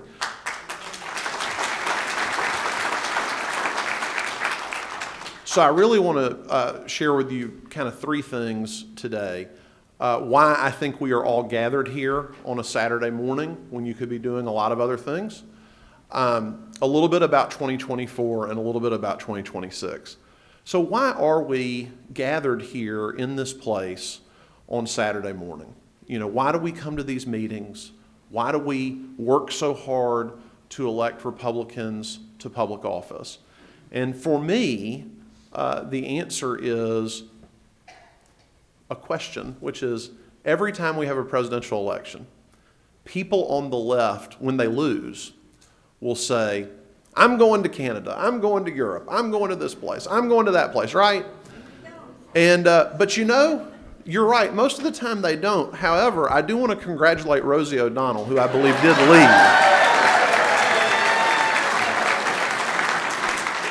So thank you, Rosie. But you know, you would never hear someone in this room say that. Because freedom-loving people have nowhere else to go than the United States of America. And I think that's why we're here on a Saturday morning, because it used to be that our parties, while we disagreed on some fundamental issues, on really big core questions, we were in agreement. We were in agreement that America was the hero of world history, not the villain. We were in agreement that God mattered in our country. We were in agreement on these fundamental truths. But I'm sad to say that's not true anymore. And you only have to look. This isn't in Washington, D.C. This isn't in New York City. In the state legislature this year, there was a bill, and I want y'all to follow me here because this is really complicated stuff. This bill said the following: we are no longer going to spend your taxpayer dollars on sex change operations for criminals in prison.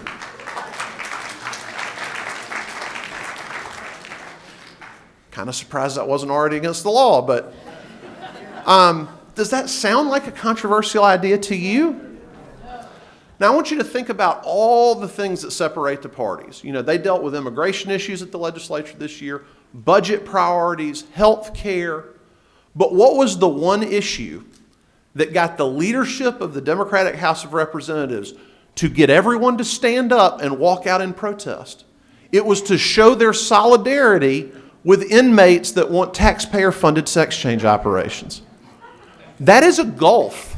That is a gulf between us and the people outside of this convention hall. So whatever separates us in this room, it is nothing compared to what the people out there want to do to our state and our country. I want you to think about this. There were two big goals that I set for 2024 when you were kind enough to give me this volunteer opportunity in Columbus in 2023. And the first one of those had to do with ending the fake, phony Fani Willis witch hunt against President Trump and our electors.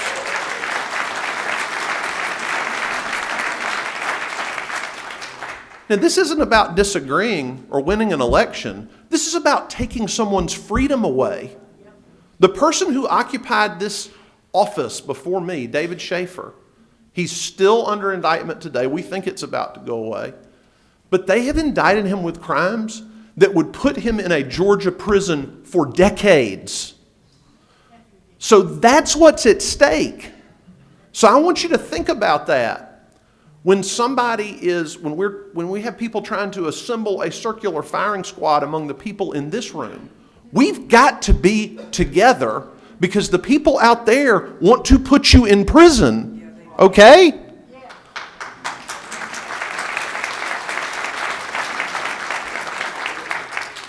So I want to say a word about that. When I became chairman, within 3 months, David Schaefer, Sean Still, and Kathy Latham were indicted. That was a dark day, August 14th, 2023. We had to come up with over $400,000 at the Georgia Republican Party that day to make sure that they had legal counsel so that they would be granted bail and not be locked away in the Fulton County Jail on Rice Street, which can be and has been a death sentence. That is what we were doing at the same time we were fighting this election. I don't think anybody's ever really been in a situation like we went through over the last 2 years. The Arizona Republican Party had to sell their headquarters. The Michigan Republican Party went bankrupt. But we kept the lights on at the Georgia Republican Party.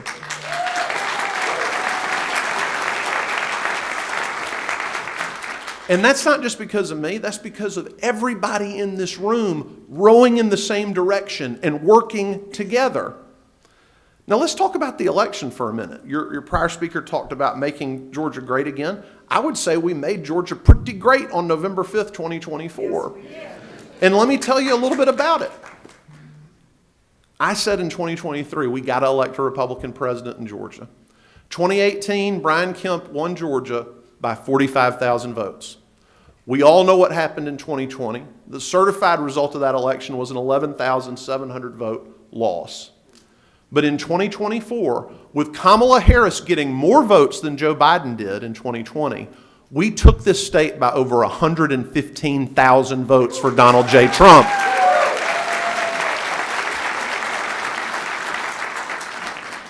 We elected 9 Republican members to Congress, including our newest Congressman, Brian Jack.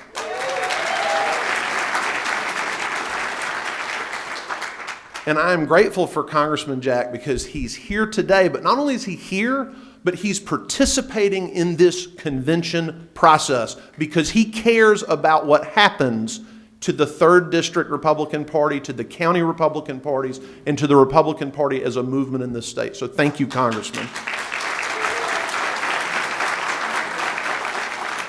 But those 9 members of Congress are the difference between an America First agenda moving through the U.S. House of Representatives and sham impeachments every day in the U.S. House of Representatives. So that was a big deal that we won those elections. We returned Republican majorities to the State House and the State Senate. But here's a statistic that still blows my mind. Georgia has 159 counties. Over 130 of those 159 counties shifted right in 2024 versus 2020. Our victory in 2024 was so complete that the Democrats just this month fired their party chairman. They fired her.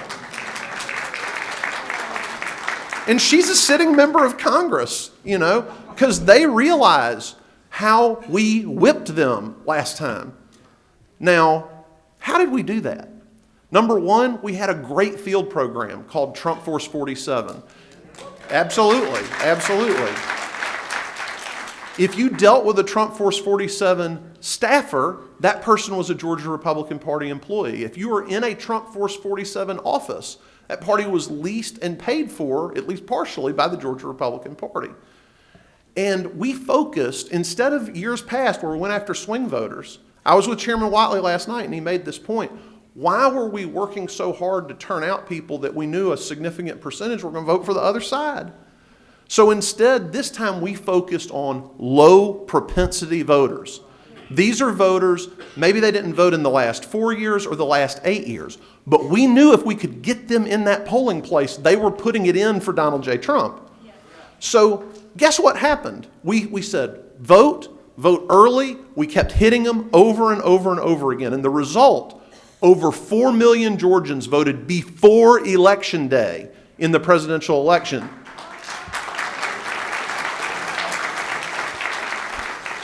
And over 800,000 of those voters did not vote in 2020. I want you to let that sink in a race we won by 115,000 votes. So we had a great field program. We also had an amazing election integrity program. There were really 3 legs to that stool. We fought election integrity at the courthouse, at the state house, and at the ballot box. At the courthouse, we've been outmanned by Democrat lawyers for decades. We hired more lawyers than we've ever hired before in the history of this party.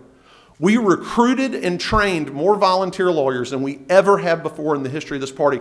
Over 500 lawyers deployed in the state of Georgia to fight the Democrats so they couldn't do to us in 2024 what they did to us in 2020.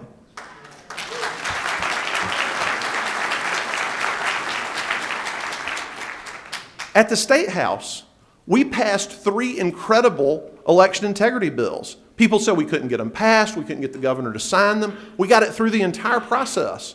And just 2 quick examples of why that mattered. 2 changes from 2020 to 2024. In 2020, you could get on a device like this or your computer and request absentee ballots all day long. We thought that was wrong. We thought you should have to prove you're a flesh and blood human being to get an absentee ballot. So we changed the law to require that you put a wet signature on a piece of paper to get an absentee ballot. And guess what happened? The AJC had a headline in December. Mystery, 374,000 absentee voters vanish in 2024 election.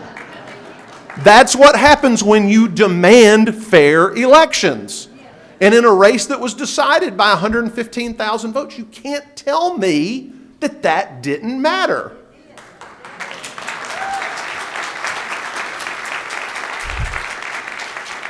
I'm 46 years old, and in every election I've participated in Georgia, every presidential election, you had a Republican, a Democrat, and a Libertarian. That's fundamentally unfair because Libertarians take from Republicans, but there's no equivalent candidate on the left until 2024 because we got the law changed. We had 3 left-wing candidates on the ballot, Jill Stein, Claudia De La Cruz, and Dr. Cornel West. Those 3 candidates together took 40,000 votes away from Kamala Harris.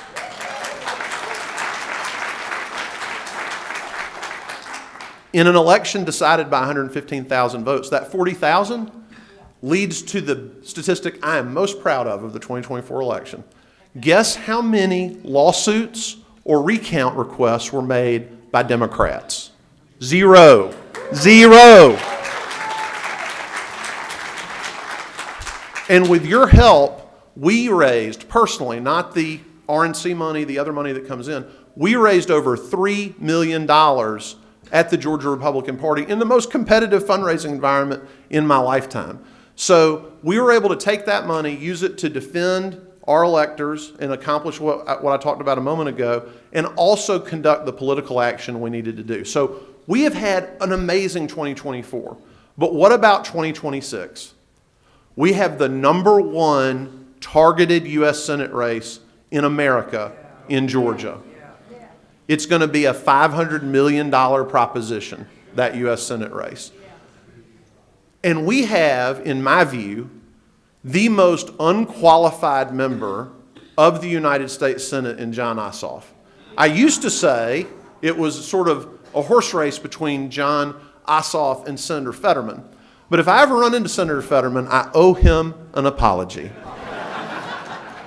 So I will tell you, Jon Ossoff is basically California's 3rd United States Senator.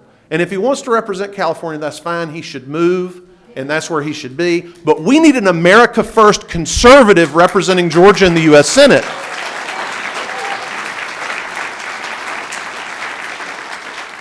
Our Senate majority is built on Mitch McConnell, Lisa Murkowski, and Susan Collins.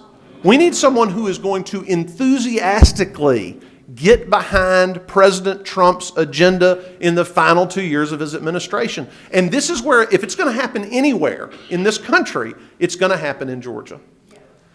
Governor's Mansion. We're going to have an open governor's seat. We're going to have a lot of open seats. We're going to have an open governor's seat. #1 targeted governor's race in America is in this state. Chairman Whatley said last night, we're going to be in the eye of the hurricane once again in Georgia. So 2 years ago, I asked a lot of y'all to vote for me. And I was really asking you to vote for me on faith. I'd never been chairman of the Georgia Republican Party. I thought we had a good game plan that could yield results, but I couldn't be sure. But this time, as I asked for 2 more years to volunteer to be your party chairman, you can look at the result. You can look at what we've accomplished. Everything we set out to do, we did it. And that is why people are weighing in on this race. Lieutenant Governor Burt Jones, former U.S. Senator David Perdue, Congresswoman Marjorie Taylor Greene, Congressman Mike Collins, Insurance Commissioner John King, Charlie Kirk, Turning Point Action, our State Elections Board member Dr. Janice Johnston, they've all endorsed me for re-election.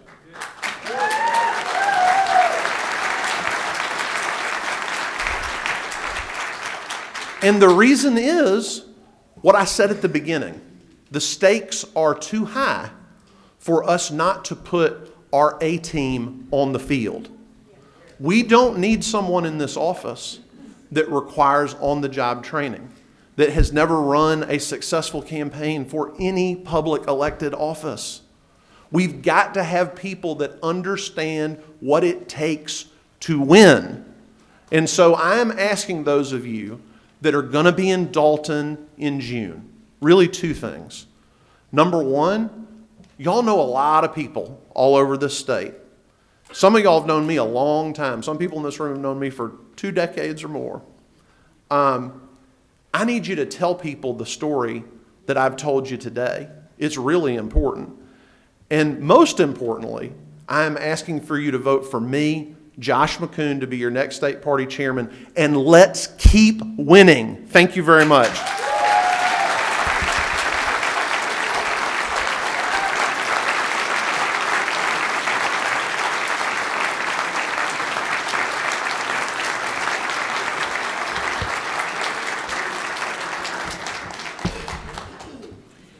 Thank you, Chairman McCoon. He began the day up in Atlanta, and I appreciate him driving down here to be with us today.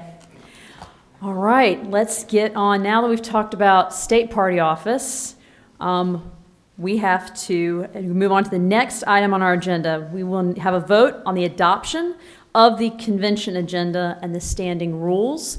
Do I have a motion from the floor to adopt those? Vashton Smith from Coweta County. And do I have a second? Second. All right, I see a second. Yep, I see Jim Bennett from Carroll County. I'm just going to call y'all out for the sake of our secretary keeping the minutes. All right, all those in favor of the adoption of the convention agenda and standing rules, please signify by saying aye. Aye. Anyone opposed? All right, unanimous. Thank you very much. So now I would like to I will have an election for a permanent convention chairman. And I'll open the floor for nominations. Do we have a nomination for convention chair? Yes, Madam Chairman, I'd like to nominate Katie Frost.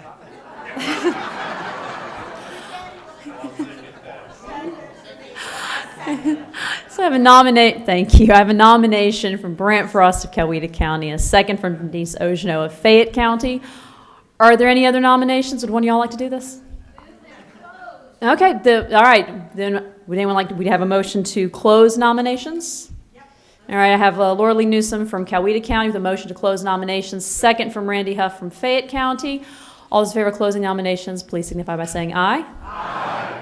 Anyone opposed? All right, well, thank you all very much for allowing me to continue to do this. I will... As your permanent convention chairman, I will name Melanie Tomlinson as our convention secretary, Gwen Martin as our parliamentarian, and we have our sergeant at arms. I'll also name the temporary committees as the permanent committees, which is Denise Ogino chairing credentials, Ben Johnson chairing nominations, the platform resolutions committee by Alan Brady, and rules chairman Alton Russell. Chairman Russell has informed me that there were no rule changes submitted, so the Rules Committee does not have a report to give the convention, and I could have asked him to come up and let us know that, but we all know how dangerous it is to let Alton near a mic. So I would now like to ask the chairman of the nominating committee, Ben Johnson, to come forward and give his report.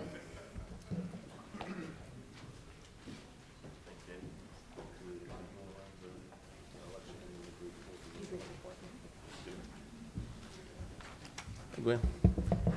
All right. Appreciate everybody coming out on Saturday. I'm excited to be here again. I think this will make, hopefully, if this is unanimous, this will make my third or fourth time up here with a unanimous election of the slate as presented. First of all, would like to give my deep appreciations to the other members of the nominating committee, Jim Fernander, Holly Ortiz, David Melton, Jim Waters, and of course, Krista Frost. So if everybody could give them a hand for the hard work they put in.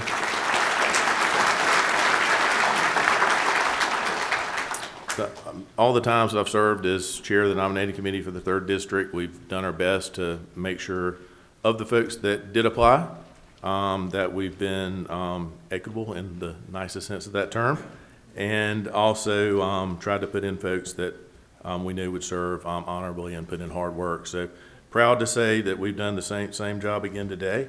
Of all the people that put in applications to serve, we were able to find spots for all of them that agreed to serve in the positions that they wished to serve for. Had a couple people that decided to step aside, but they gave the blessing of the slate as well. So with that, would like to present the slate.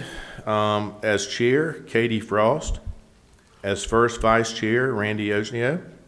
As second vice chair, Pat Lincoln. As third vice chair, Elaine Bozek. As fourth vice chair, Holly Ortiz. For the Northeast Vice Chair, covering Fayette, Henry, and Spalding, Clint Holland. The Northwest Vice Chair, covering Carroll, Coweta, and Hurd, Nancy Burton. The Southeast Vice Chair, covering Lamar, Pike, and Upson, Monica Walters. The Southwest Vice Chair, covering Harris, Meriwether, Muskogee, and Troup, Mark Post. Secretary, Krista Frost. Treasurer, Alan Baldwin. Finance Chair, Jim Waters. And then for State Committee, we've got 15 here, I believe. So Nina Blackwelder, Nancy Burton, Jim Fernander, Denise Ogenio, Alton Russell, Brent Frost, Sherry Carmack, Captain Rick Tillman, Peter Phelps, Krista Frost, Holly Ortiz, J.D. Stallings, Lyndon Smith, Monica Walters, and Jim Waters. That completes my report, Mrs. Chair. So, thank you so much. All right, well, thank you, Chairman Johnson, for that report, and thank you to everyone who applied to serve. I look forward to serving with all of you. At this point, we can adopt that, but before we move to adopt the nominating committee report, because if you vote to approve the nominating committee report as presented, that effectively is the election of those officers. So I want to give the opportunity, if anyone would like to make any changes or substitution, the floor is now open for nominations. I move that the final credentials committee report be adopted. What would I do without my brother keeping me on task? We have a motion from Brant Frost that we adopt the credentials committee report. Do I have a second? Second, Norma Jean Kitty, Carroll County. All those in favor of adopting credentials committee report, please signify by saying aye. Aye. All right, I'm putting the chair, the ayes have it. And we have our voting strength, as you can see here on the screen, 247. Sorry, 74. All right, now going back to where we were, I would like to open the floor. If anyone would like to make any amendment to the nominating committee slate or propose a different nomination, the floor is now open. All right, well, if there are no takers, then do we have a motion to close the nominations? Laura Lee Newsome motion. Second? Second, Kathy Vaught, Fayette County. All right, then with the nomination, all those in favor of closing nominations, please signify by saying aye. Aye. All those opposed? All right, well then, do I have a motion that we adopt the nominating committee report? Motion from Alicia Rainwater from Coweta County, a second. Second, Vashton Smith. All those in favor of the adoption of the nominating committee report, please signify by saying aye. Aye. All those opposed? Well, thank you very much. We have a new slate of officers for the 3rd District.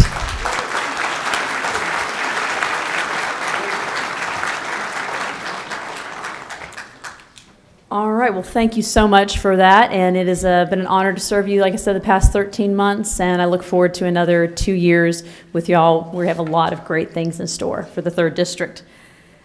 Now we will have the resolutions report, and if I could get Alan Brady, who chaired the resolutions committee for us, to please come forward. Alan and his team worked very hard, and I greatly appreciate them doing all their work in advance so they could send out the report to you, and you had a chance to review all the resolutions we had presented. Instead of getting a big stack of paper on your chair when you arrived, you had a chance to read them in advance. So thank you, Alan, for all the hard work your committee did, and would you please come forward and present the resolutions report?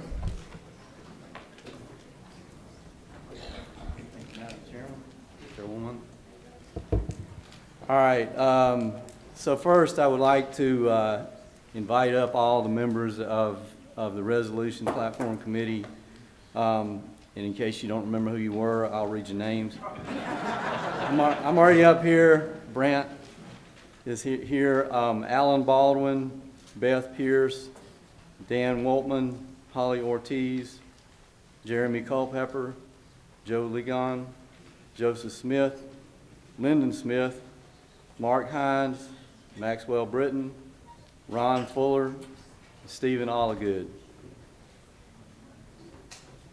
So, where's my trusty secretary? Y'all come up. All right, Brant's got a quick announcement here. Okay, raise your hand. Well, actually, no need to raise your hand, but I want to thank you for everyone who filled out the survey. Y'all got that report and the survey where we asked you what you thought about the resolutions and the amendments, the few amendments to the platform.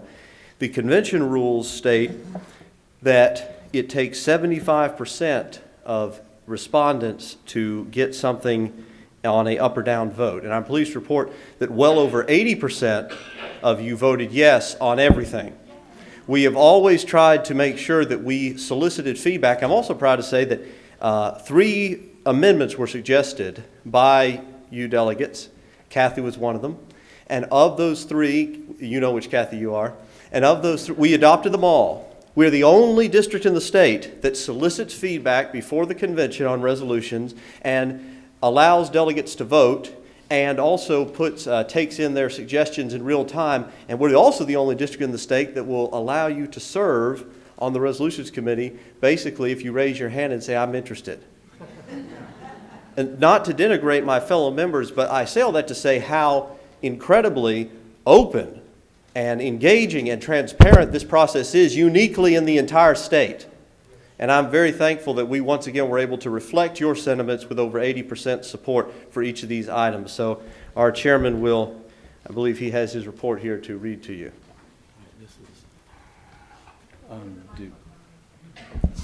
We're off microphone for just a second.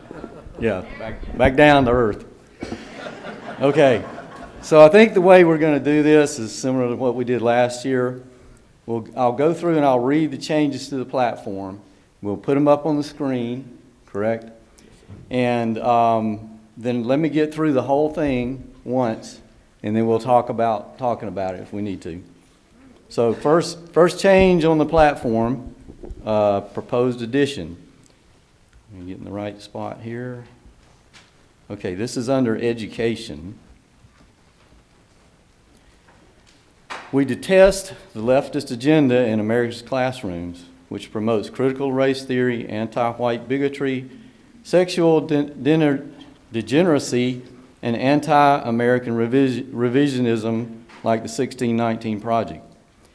These efforts distort truth, undermine parental authority, and erode our Christian and national foundations. We reject the sexualization and grooming of children, the normalization of transgenderism and homosexuality, and the exclusion of biblical values from education. Schools must return to teaching virtue, truth, and love of country. Okay, next is a new section, obscenity. We believe that pornography is harmful to individuals, families, and society, contributing significantly to moral degradation, addiction, human trafficking, sexual exploitation, unproductiveness, and the erosion of traditional family structures. Web traffic to porn sites generates revenue for porn companies in the form of advertisement revenue, which in turn fuels the harm these companies cause American families. Therefore, we support the rigorous enforcement of anti-obscenity laws and the passage of legislation banning pornographic websites.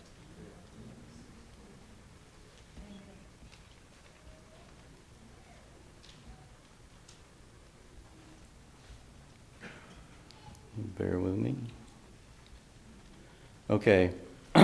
This is under Employment Non-Discrimination Acts and Laws. Are we in the right place, Brent?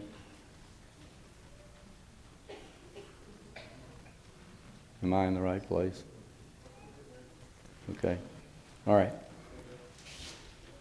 So this added portion says, we further urge the repeal of any laws or policies that would penalize or discriminate against individuals or entities on the basis of their lawful exercise of economic liberty and freedom of association.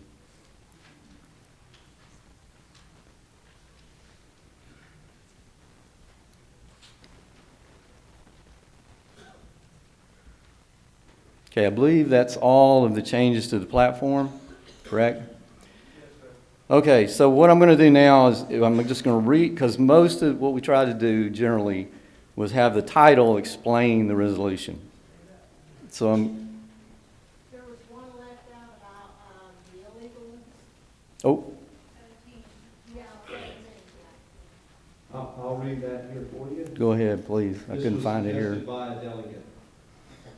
A law, among other measures, we support a law that states that anyone who enters or remains in the U.S. illegally shall never, ever be able to have a pathway to become a citizen of the U.S.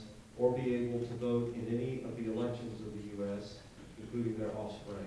That's from a delegate. Thank you. All right, so now I believe now we've got all the platform changes. So we're going to move down to the resolutions. So like I was saying, we tried to have the title of the resolution more or less say what the resolution was. So I'm going to just read the title, and then we'll have the full text on the screen, and then let me work through to the end of them. Okay, first, a resolution urging the state Senate to protect the constitutional rights of Georgians without the fear of being debanked for political speech, thoughts, or actions by supporting Senate Bill 341.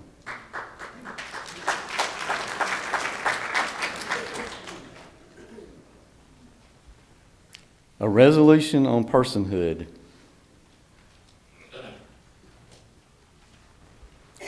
Resolution on limiting the terms of Georgia state legislators.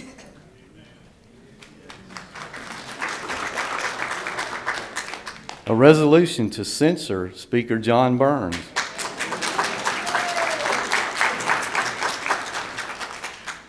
A resolution to end the property tax.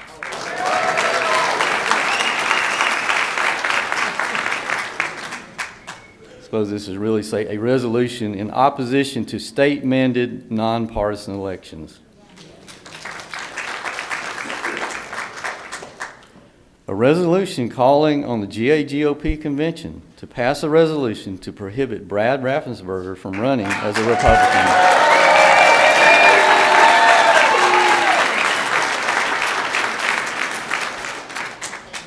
A resolution ensuring Republican candidates represent the principles and values of the Georgia Republican Party.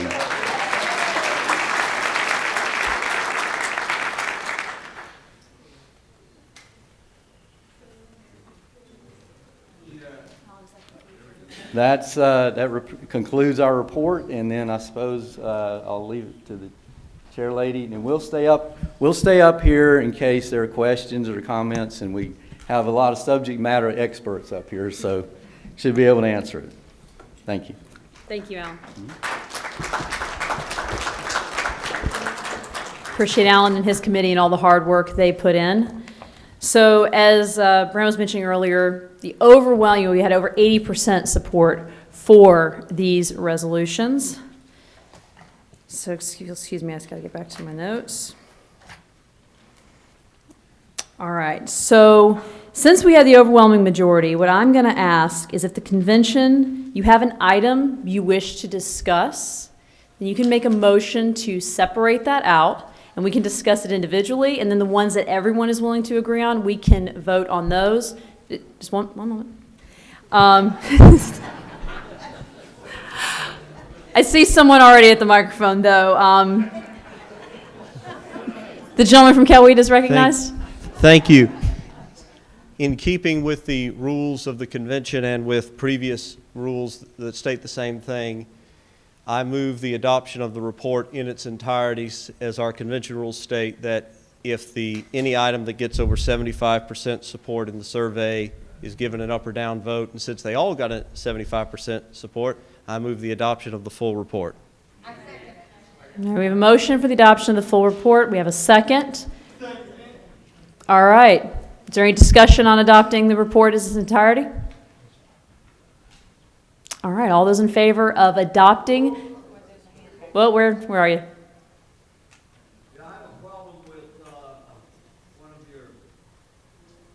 Would you please come to the microphone, sir, if you wish to discuss?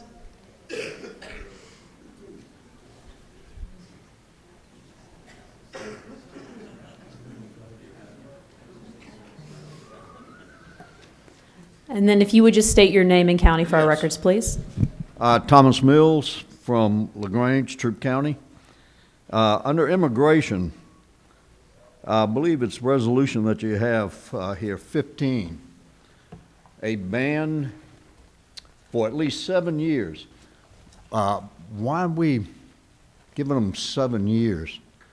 If they've come into our country illegally and they've been deported, a bunch of these guys have come several times and been deported, why aren't we telling them, you can never come back into this country? I do not agree with 15. All right, well, thank you very much, Mr. Mills. Now, do you want to amend that resolution, or were you just adding a comment?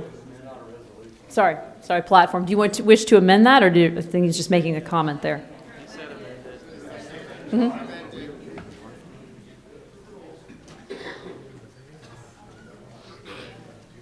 Yes, I think it should be amended from 7 years to no. You may not come back into this country. If you are, you're imprisoned, you're deported. All right. So we have a motion. Lifetime ban. So we have a motion from Mr. Mills that he would like to amend this platform plank. Second. We have a second. All right, all those in favor of changing the language on this platform plank from 7 years to lifetime? Is there any discussion on that? So you have a lady here at the microphone. Ma'am, would you please state your name and county? Yes, I'm Margaret Blue from Spalding County, and thank you. I have a question about number 17.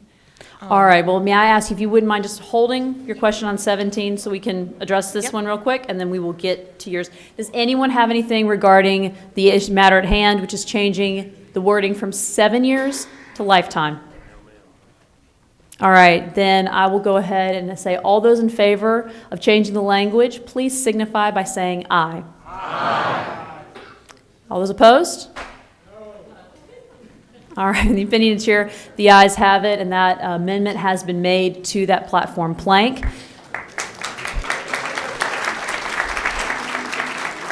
Now, please, Ms. Blue, you had a question about 17? Thank you so much. I was real good until we got to number 17, and I want to ask the chairman of the committee. Let me read it. A law that says that anyone who enters or remains in the United States illegally shall never, ever be able to have a pathway to become a citizen of the United States. And then at the very end, in parentheses, you put, including their offsprings. I kind of know what offsprings are. Would you please explain why you added that? One of you guys, the six that voted for that language, explain the offspring. Yes, a delegate sent that in and we accepted it as written. So whichever one of you delegates sent it in, if you recognize your suggestion, this would be the time for you to step forward and explain your thoughts on that. Otherwise, we'll have to take the best shot at explaining it we can.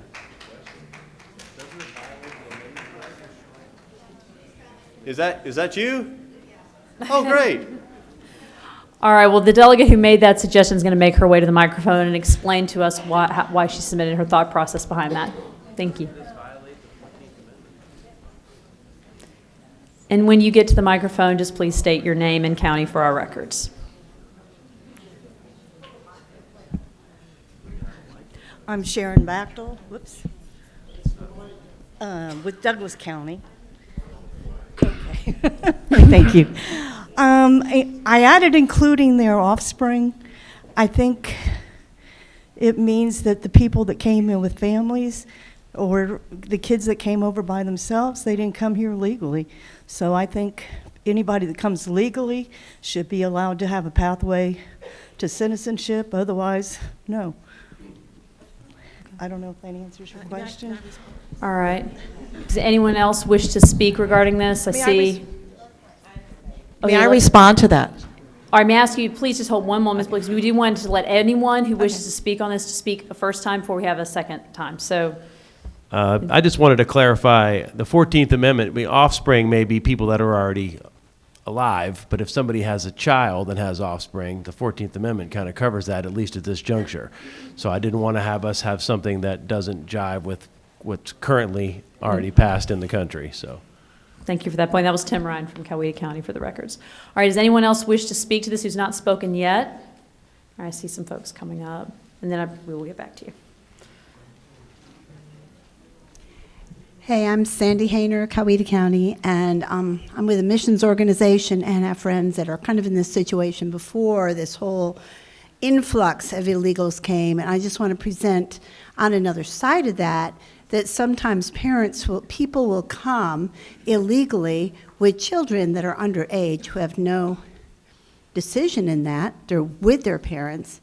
And I know someone who's been fighting for citizenship for many years and loves being here, has had a job and been, a part of the American culture.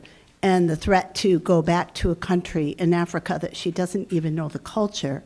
I just want to consider that when you're dealing with an offspring or child, you're dealing with someone who may not have had any decision in that and would love an opportunity to have the opportunity to be a citizen at some point for consideration. Thank you for that comment. Anyone else? That was Sandy Hayner, Coweta County.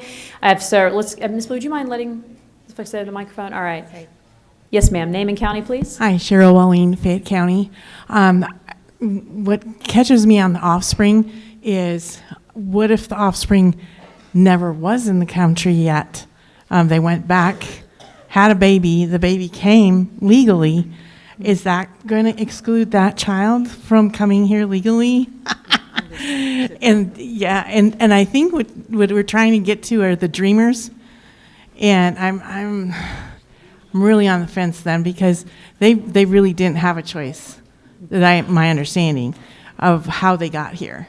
So if we could, I don't know how to fix that, but I totally agree until the offspring part. Thank you. Thank you. Yes, ma'am. Yes, I'm Gwyneth Shotwell from Coweta County, and I have a problem with that wording as well, just because I think it's awkwardly written, so it's a little unclear. Someone who is here illegally, they go back to their home country, they have children. Is this sort of like a biblical generational problem? I think it just needs to be clarified. And again, if they come with their parents, the parents were illegal and they were minors, that does seem sort of like a penalty that they shouldn't have to bear. So I think the wording is awkward, and it might just be better to take it out, in my opinion. Thank you. Thank you for that. Yes, ma'am. I'm addressing the same issue, and I just because we have so many folks here who are followers of Christ and biblically literate, I think one of the principle that I have a problem with here is, I think it's in the book of Deuteronomy, where basically we're told we do not punish one person, a child, for the acts of the parent. And so that's why I have a difficult time with this. I think that would be in violation of that biblical principle. Well, thank you for that. I love a good Old Testament reference. All right. Leonard Perez from Meriwether County. Ronald Reagan allowed 6 million people that were here to come out of the shadows, and we've been taken advantage of. I'm a legal citizen of this country. You put your time in. This is the most generous country, the most loving country. When the reason we're talking about this, people take advantage of our laws. Follow the law. That's all I got to say. All right, thank you. All right, we have, okay, is there anyone else who'd like to speak for the first time? All right. Yes, ma'am. I would make a friendly amendment to remove offspring. And then let's just get rid of that part and make a friendly amendment and pass it. I see hands raised. Are you wishing to be recognized, or are you just in agreement? Okay, so we have a motion from Chris Ross, Coweta County, to strike the word offspring. Child, offspring per child. All right, we have a second. All right, is there any discussion on removing the reference to offspring and children? I think what we're saying is everything, it just stops at U.S. So we're going to strike the reference to offspring, child.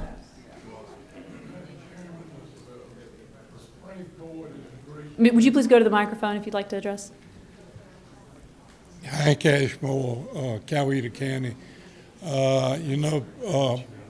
President Trump had an executive order.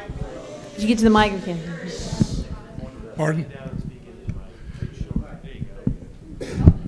President Trump had an executive order addressing the illegal immigrant children. Now, the Supreme Court has agreed to take this up, so let's just remove this from the resolution and then wait to see what the Supreme Court has to say about it, then we can address it at that time. Fair point. Oh, Yes. okay, the point I believe you were getting at with your motion was to make sure that if a child is brought to this country illegally, they cannot become the beneficiary of stolen goods whereby their parents come here, steal American citizenship or some other such thing, give it to their child and say, "Oop, I give it to my kid."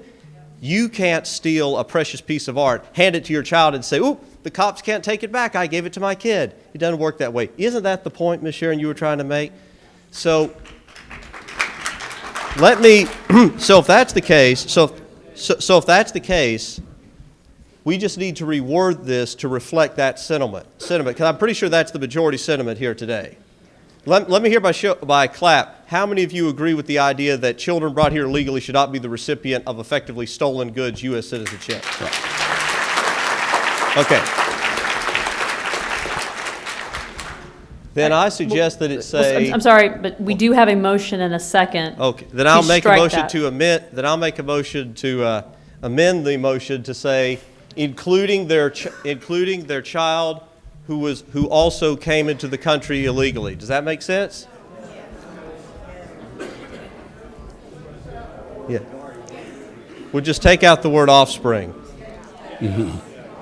All right, I see Dave I need a Richardson at second. the mic from Fayette County. Yes, Madam Chairman, I have a point of order. All right, point of order. The point of order is that according to the standing rules, any resolution that receives 75% of support from the feedback is to be voted on as a group, unless we as a convention decide to separately remove one of them for further debate and amendment. We're getting ahead of ourselves here, I think, related to the rules. If we want to debate and amend a resolution, we need to, according to standing rules, remove that to go after separately and pass the rest of them, unless there are any others that need to be removed as well, as a group. Well, thank you for bringing that up. And that's kind of where we were in the program, asking, is there anything you think needs to be removed to discuss? And there's been a lot of discussion. So let's wrap up with who's here, and then we can, clearly this one is something that a lot of people care about, and we need to go ahead and address it. I see Matt Stout, Douglas County. Matt Stout, Douglas County. Point of information, is it not true that the offspring of the woman who made the motion is the gentleman who came up here to try to amend her amendment? And is it not, okay, I'd like to make a motion to go ahead and vote on her amendment and close discussion of her amendment. Go ahead and vote on it right now. Thank you for making family dinner interesting, Matt. All right, we have a motion from Mr. Stout that we end debate on the amendment, which was to just remove the language that you see has been struck through there. All right, do I have a second to close debate on this issue? Second from Kathy Vaught, Fayette County. Point of order, may I? Yes. I believe that the point that was made earlier was that we as a convention need to vote to take this out of the committee report and then vote on it.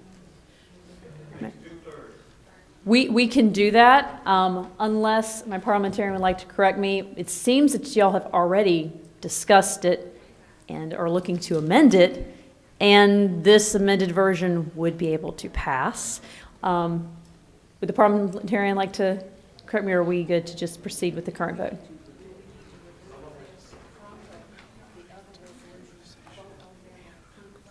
We're voting on an amendment right now to this one. We haven't voted to allow us to amend it. All right, so we're good. Parliamentarians have given me the go-ahead to vote. Oh, someone's coming to the mic. Greg Dewberry from Haralson County, Georgia. I do believe with the gentleman correctly in what your rules say. We first need to vote on whether we're going to accept all of them or remove any individual. Once that's been decided, then we can address any individual that's been removed through discussion and debate as we're doing now. All right. So I think we are getting ahead of ourselves. We need to have a vote on whether we're going to accept all of them as written or remove them. And if they are to be removed, then let's enter into discussion about amending, please. All right, thank you, Greg. So with that in mind, we did get a little ahead of ourselves here, and appreciate y'all for being on top of everything. We're going to need to have, if there's a motion, to remove, do we have a motion to remove any of the, okay, wait, and we need a motion, if there is a resolution or platform plank that you would like to have removed so that we can discuss it, amend it, et cetera, such as we were doing, please go to the microphone and let me know what you, make your motion on what you would like to remove. Since there is so much controversy on this one, I motion that we remove 17. To discuss later. Okay, the rest of it. And then discuss it and put it back in there. All right. Thank you. We have a motion to remove 17 from Alicia Rainwater, and we have a second. All right. Yes, ma'am. Teresa Brown, Fayette County. What I would like to move that we remove the Employment Non-Discrimination Act and laws in the Defending Liberty portion of the plank of the platform? Platform, thank you. I would like to add medical freedom to that section. That's my purpose for pulling it out. Okay. All right, that will be a separate motion, but thank you for letting me know that you want to remove that. So first, we have a motion and a second to remove 17, which is the one we've been debating. Oh, I thought we were going to. No, we're good, we're good. I just want to make sure we had everybody heard before we got this. So first, let's go ahead and take the vote on removing 17, which we've been discussing. This is dealing with the issue of offspring. Right, sorry. Greg, you're at the I'm sorry, Madam Chairman. It seems like to me the first motion needs to be whether we will accept all of them or none of them. Have we had a vote? Have we had a motion and a vote to remove one? Well, I think I would say, it appears pretty clear to me that there is there's strong interest in discussing and editing this motion. This particular issue. I would agree, but I think we need to have a vote stating that there is enough consensus to have a debate, yes. That's right. The motion was to set aside 17 from the report so we can review it separately. Then I would like to make a motion that we vote on the entire package as a whole, and if that does not pass, then remove the ones that we want to discuss. We already have a motion already. Yeah, we already have a motion and a second. Then should we not have a vote on that motion in second before we move forward? Can I ask a question, All right. Madam Chairman? Madam Chairman, I have a question. I'm trying. Sorry, Alton Russell, Muskogee County. Yes, if we vote to approve everything as is, well, then there cannot be any discussion about any particular separate stuff. I mean, it'll be passed unless you want to have a motion to reconsider, which gets further and further down the road. So I just don't understand what our direction is. If you could just help me understand that, that'll be a good start.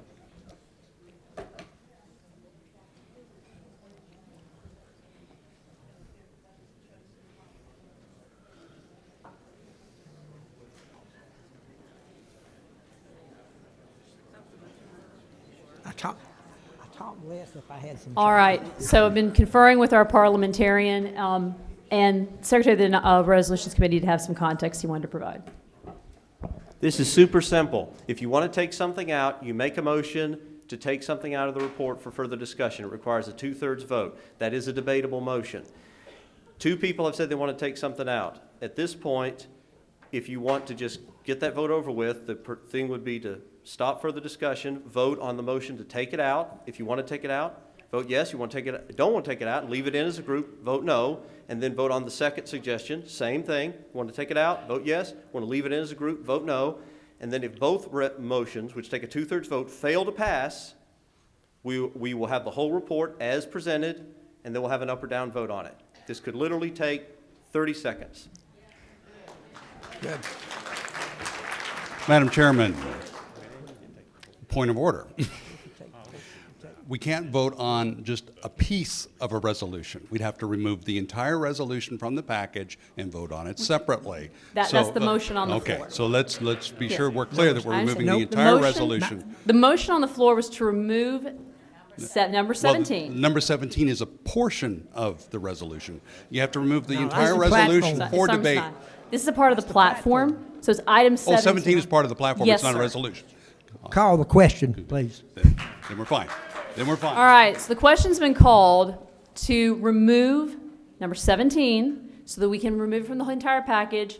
Amendment and discussion will then ensue. All right, we've called the question. Do I have a second to call the question? Second.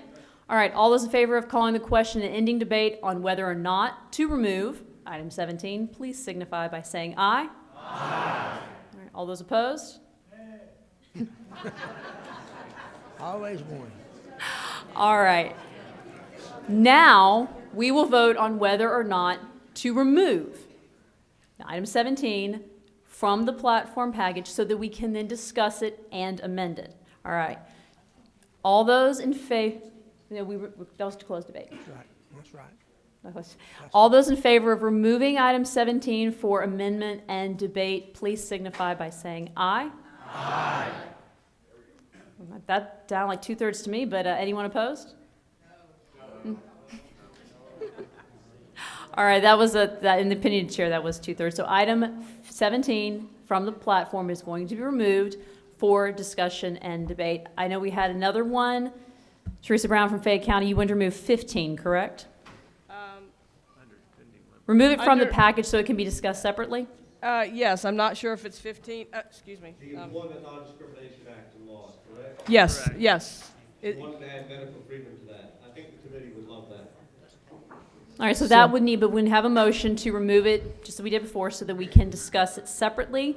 Do I have so that's the motion, correct? Yes. All right, do I have a second on that? Second. Second, okay. All those in favor of removing item 15 so that it can be discussed and amended separately, please signify by saying aye. Aye. Anyone opposed? Okay, great. That in the chair, the ayes have it. So number 15 has been removed, and we will discuss it from the package. We will discuss and amend separately. All right, is there anyone else that has an item they wish to discuss separately? Otherwise, we will move on to adopting the remaining part of the package. Yes, ma'am. I'd like to remove the resolution about Raffensperger. Okay. Well,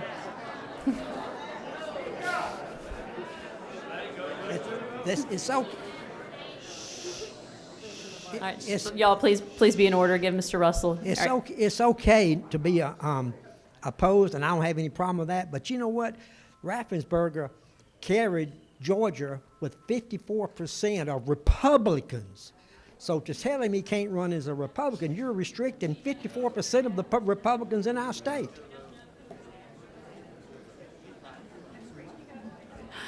All right. Well, thank you. So Mr. Russell has made a motion that we remove that to discuss separately. Is there a second?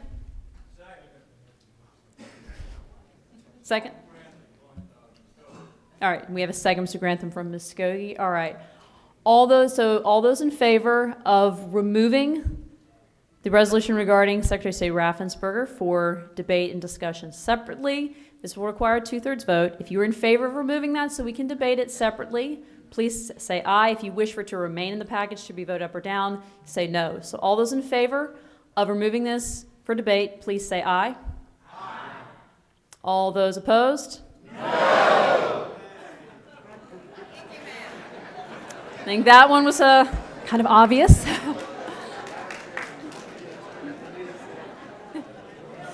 All right, if y'all would indulge us, the committee's been standing up here for quite a while, so if y'all don't have any additional questions for them, I'm going to let our committee go take a seat, and we'll get on to adopting the package with the 2 items that have been removed being discussed separately.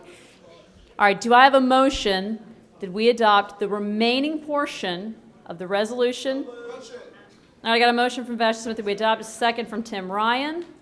All those in favor of adopting the resolutions and platform committee report, with the exception of the 2 items that will be discussed separately, please signify by saying aye. Aye.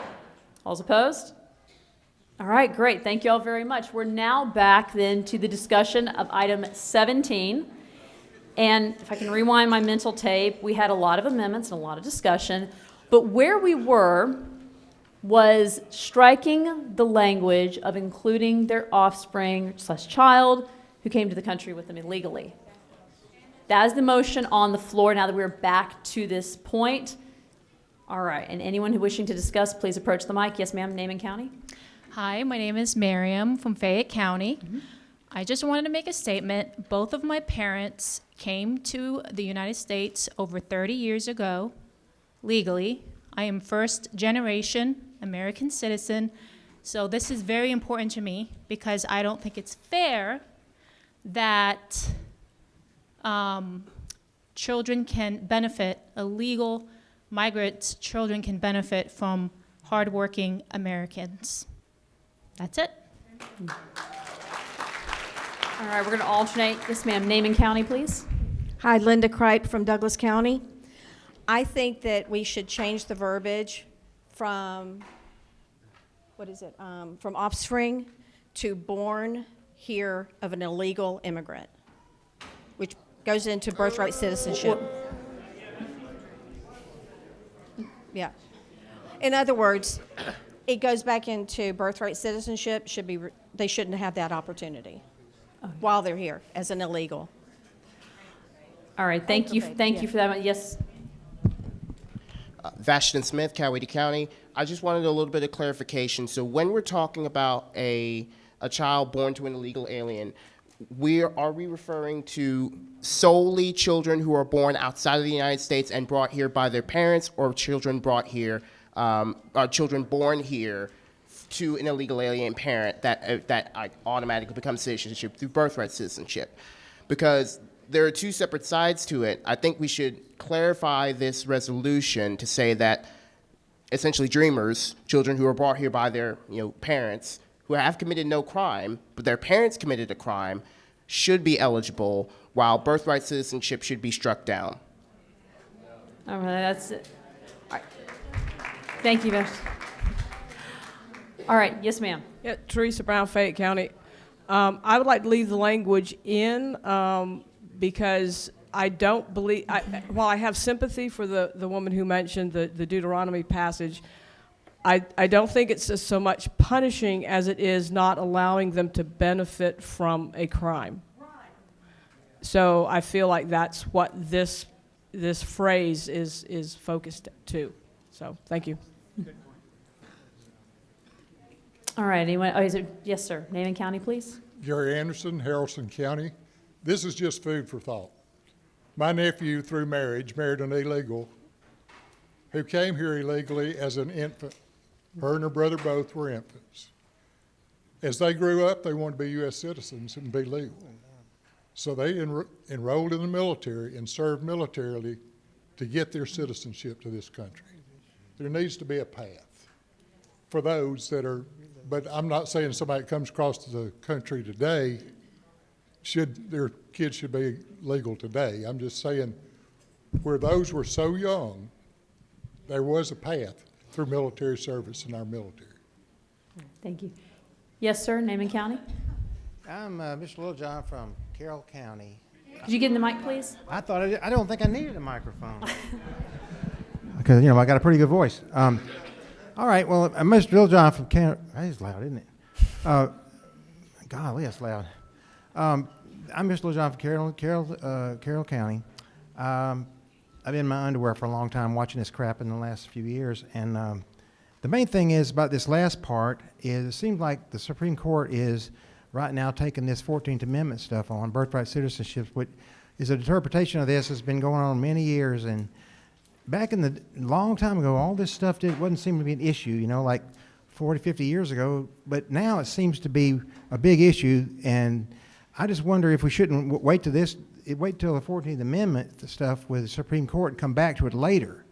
Because it seems like by putting that in there about the kids, I don't know what the solution is, but the 14th Amendment question about just dropping them over the border and you're a citizen, that's going to be decided. This other thing, bringing them in, and it's a complicated thing with all the lottery and all this. It's a messed up situation, but I just want to say, this last part seems to maybe not conflict with the 14th Amendment, but there is something in the Supreme Court now about the 14th Amendment. So we'll see where that goes. That's all. Thank you. And now I see here at the microphone, everyone except Lady in red has already spoken on this, so I'd like to give her an opportunity. We let everyone speak a first time before we have seconds. Yeah, I'll be very quick. Name and county, please. Sherry Harris, Fayette County. The reality, I like to take this down, and I am so opposed to illegal immigration, so this is a tough choice. But hopefully our country will enforce its illegal alien laws so that people can't come here and stay for 15 years and not get caught. But when that happens, what you can be saying is a child who came here too is now 18 years old. They don't speak the African language. They've never been to the country. They don't know anybody there, and we want them to go back. And I don't think we want to do that. And that's just, hopefully that situation will diminish. You come in and we send you out right away, but we have allowed some of these dreamers to be here. We did that. We let them stay. We didn't catch them. And now we want to send them back. Imagine if I told you you had to go live in an African country. So I just want you to think about that. I would remove that language and deal with it a little bit more clearly later. Call the question. All right, we have a motion to call the question and end debate on this resolution. Is that a second? All right, and I have a motion to call the question, second from Amy Hatfield of Muskogee County. All those in favor of calling the question and moving forward with the amendment that you see here, please signify by saying aye. Aye. All those opposed? All right, and the chairs, the ayes have it. The question's been called, and now we'll go to the original item, which was to the motion to strike the language that you see there, so removing the reference to offspring and child. All those in favor of removing this language, please signify by saying aye. Aye. All those opposed? Nay. All right, in the opinion chair, the ayes have it, and the language has been removed. Now, do I have a motion that we adopt this platform plank as amended? So, yes, I'll make that motion. I was just going to say my amendment, since it was going to be including any children brought here illegally, because that's the crux of it. But I think everyone's getting hungry, Brant. okay.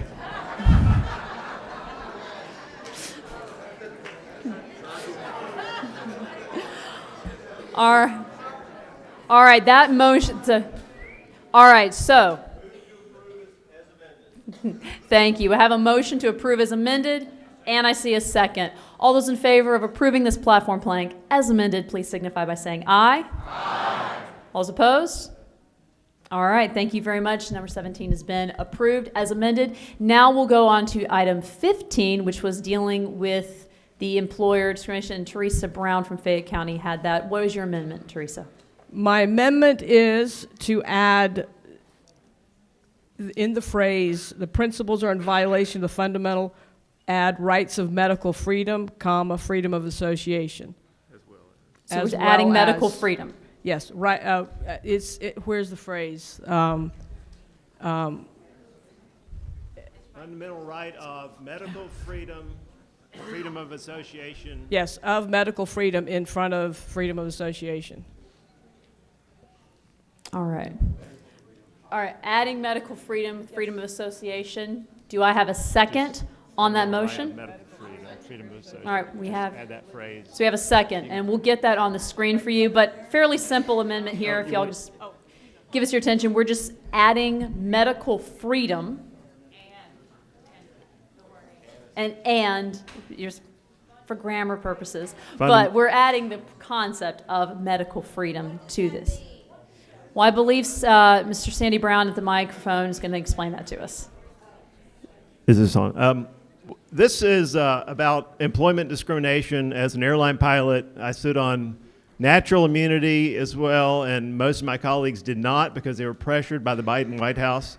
So I would love it in our state platform to have something that mentions medical freedom as not a way to discriminate against employees. The only people protected in the state were not pilots and flight attendants and nurses and doctors. They were state employees. So I would like it to be expanded to have some concept of medical freedom on the state Republican platform. All right, thank you. All right, so we have a motion, we have a second.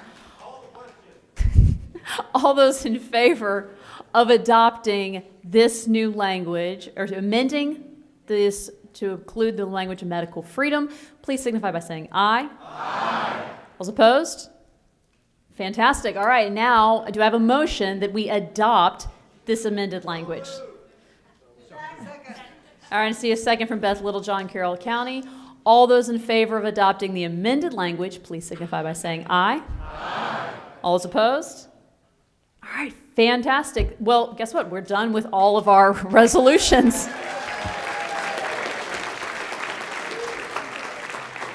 And once again, I want to appreciate all the hard work that the Resolutions Committee put into this and for standing up here for so long. Thank you all very much. All right, and with that, now comes a very important part of the program, lunch. So I am going to ask our secretary. Is our secretary in the room? All right, our secretary is going to come up and explain to us how the lunch is going to work in the meals you have. Could someone please get our secretary to come up? And here she comes.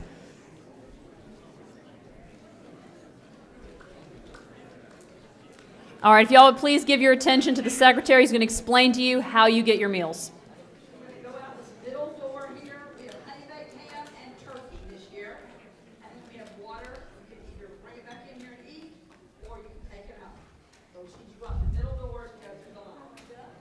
All right, well, so we're about to be done. Congressman Jack we don't have a motion to adjourn on the floor yet. Congressman Jack, do you have something you'd like to bring before the body? I do. I first and foremost want to thank you and thank everybody for producing this convention.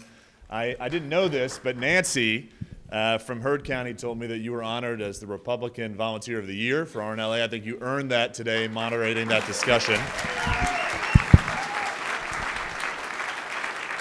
Just want to echo what Denise said about the volunteers, and I think we also owe a round of applause to the brave men and women of the Coweta law enforcement that are here protecting us. Thank you for being here.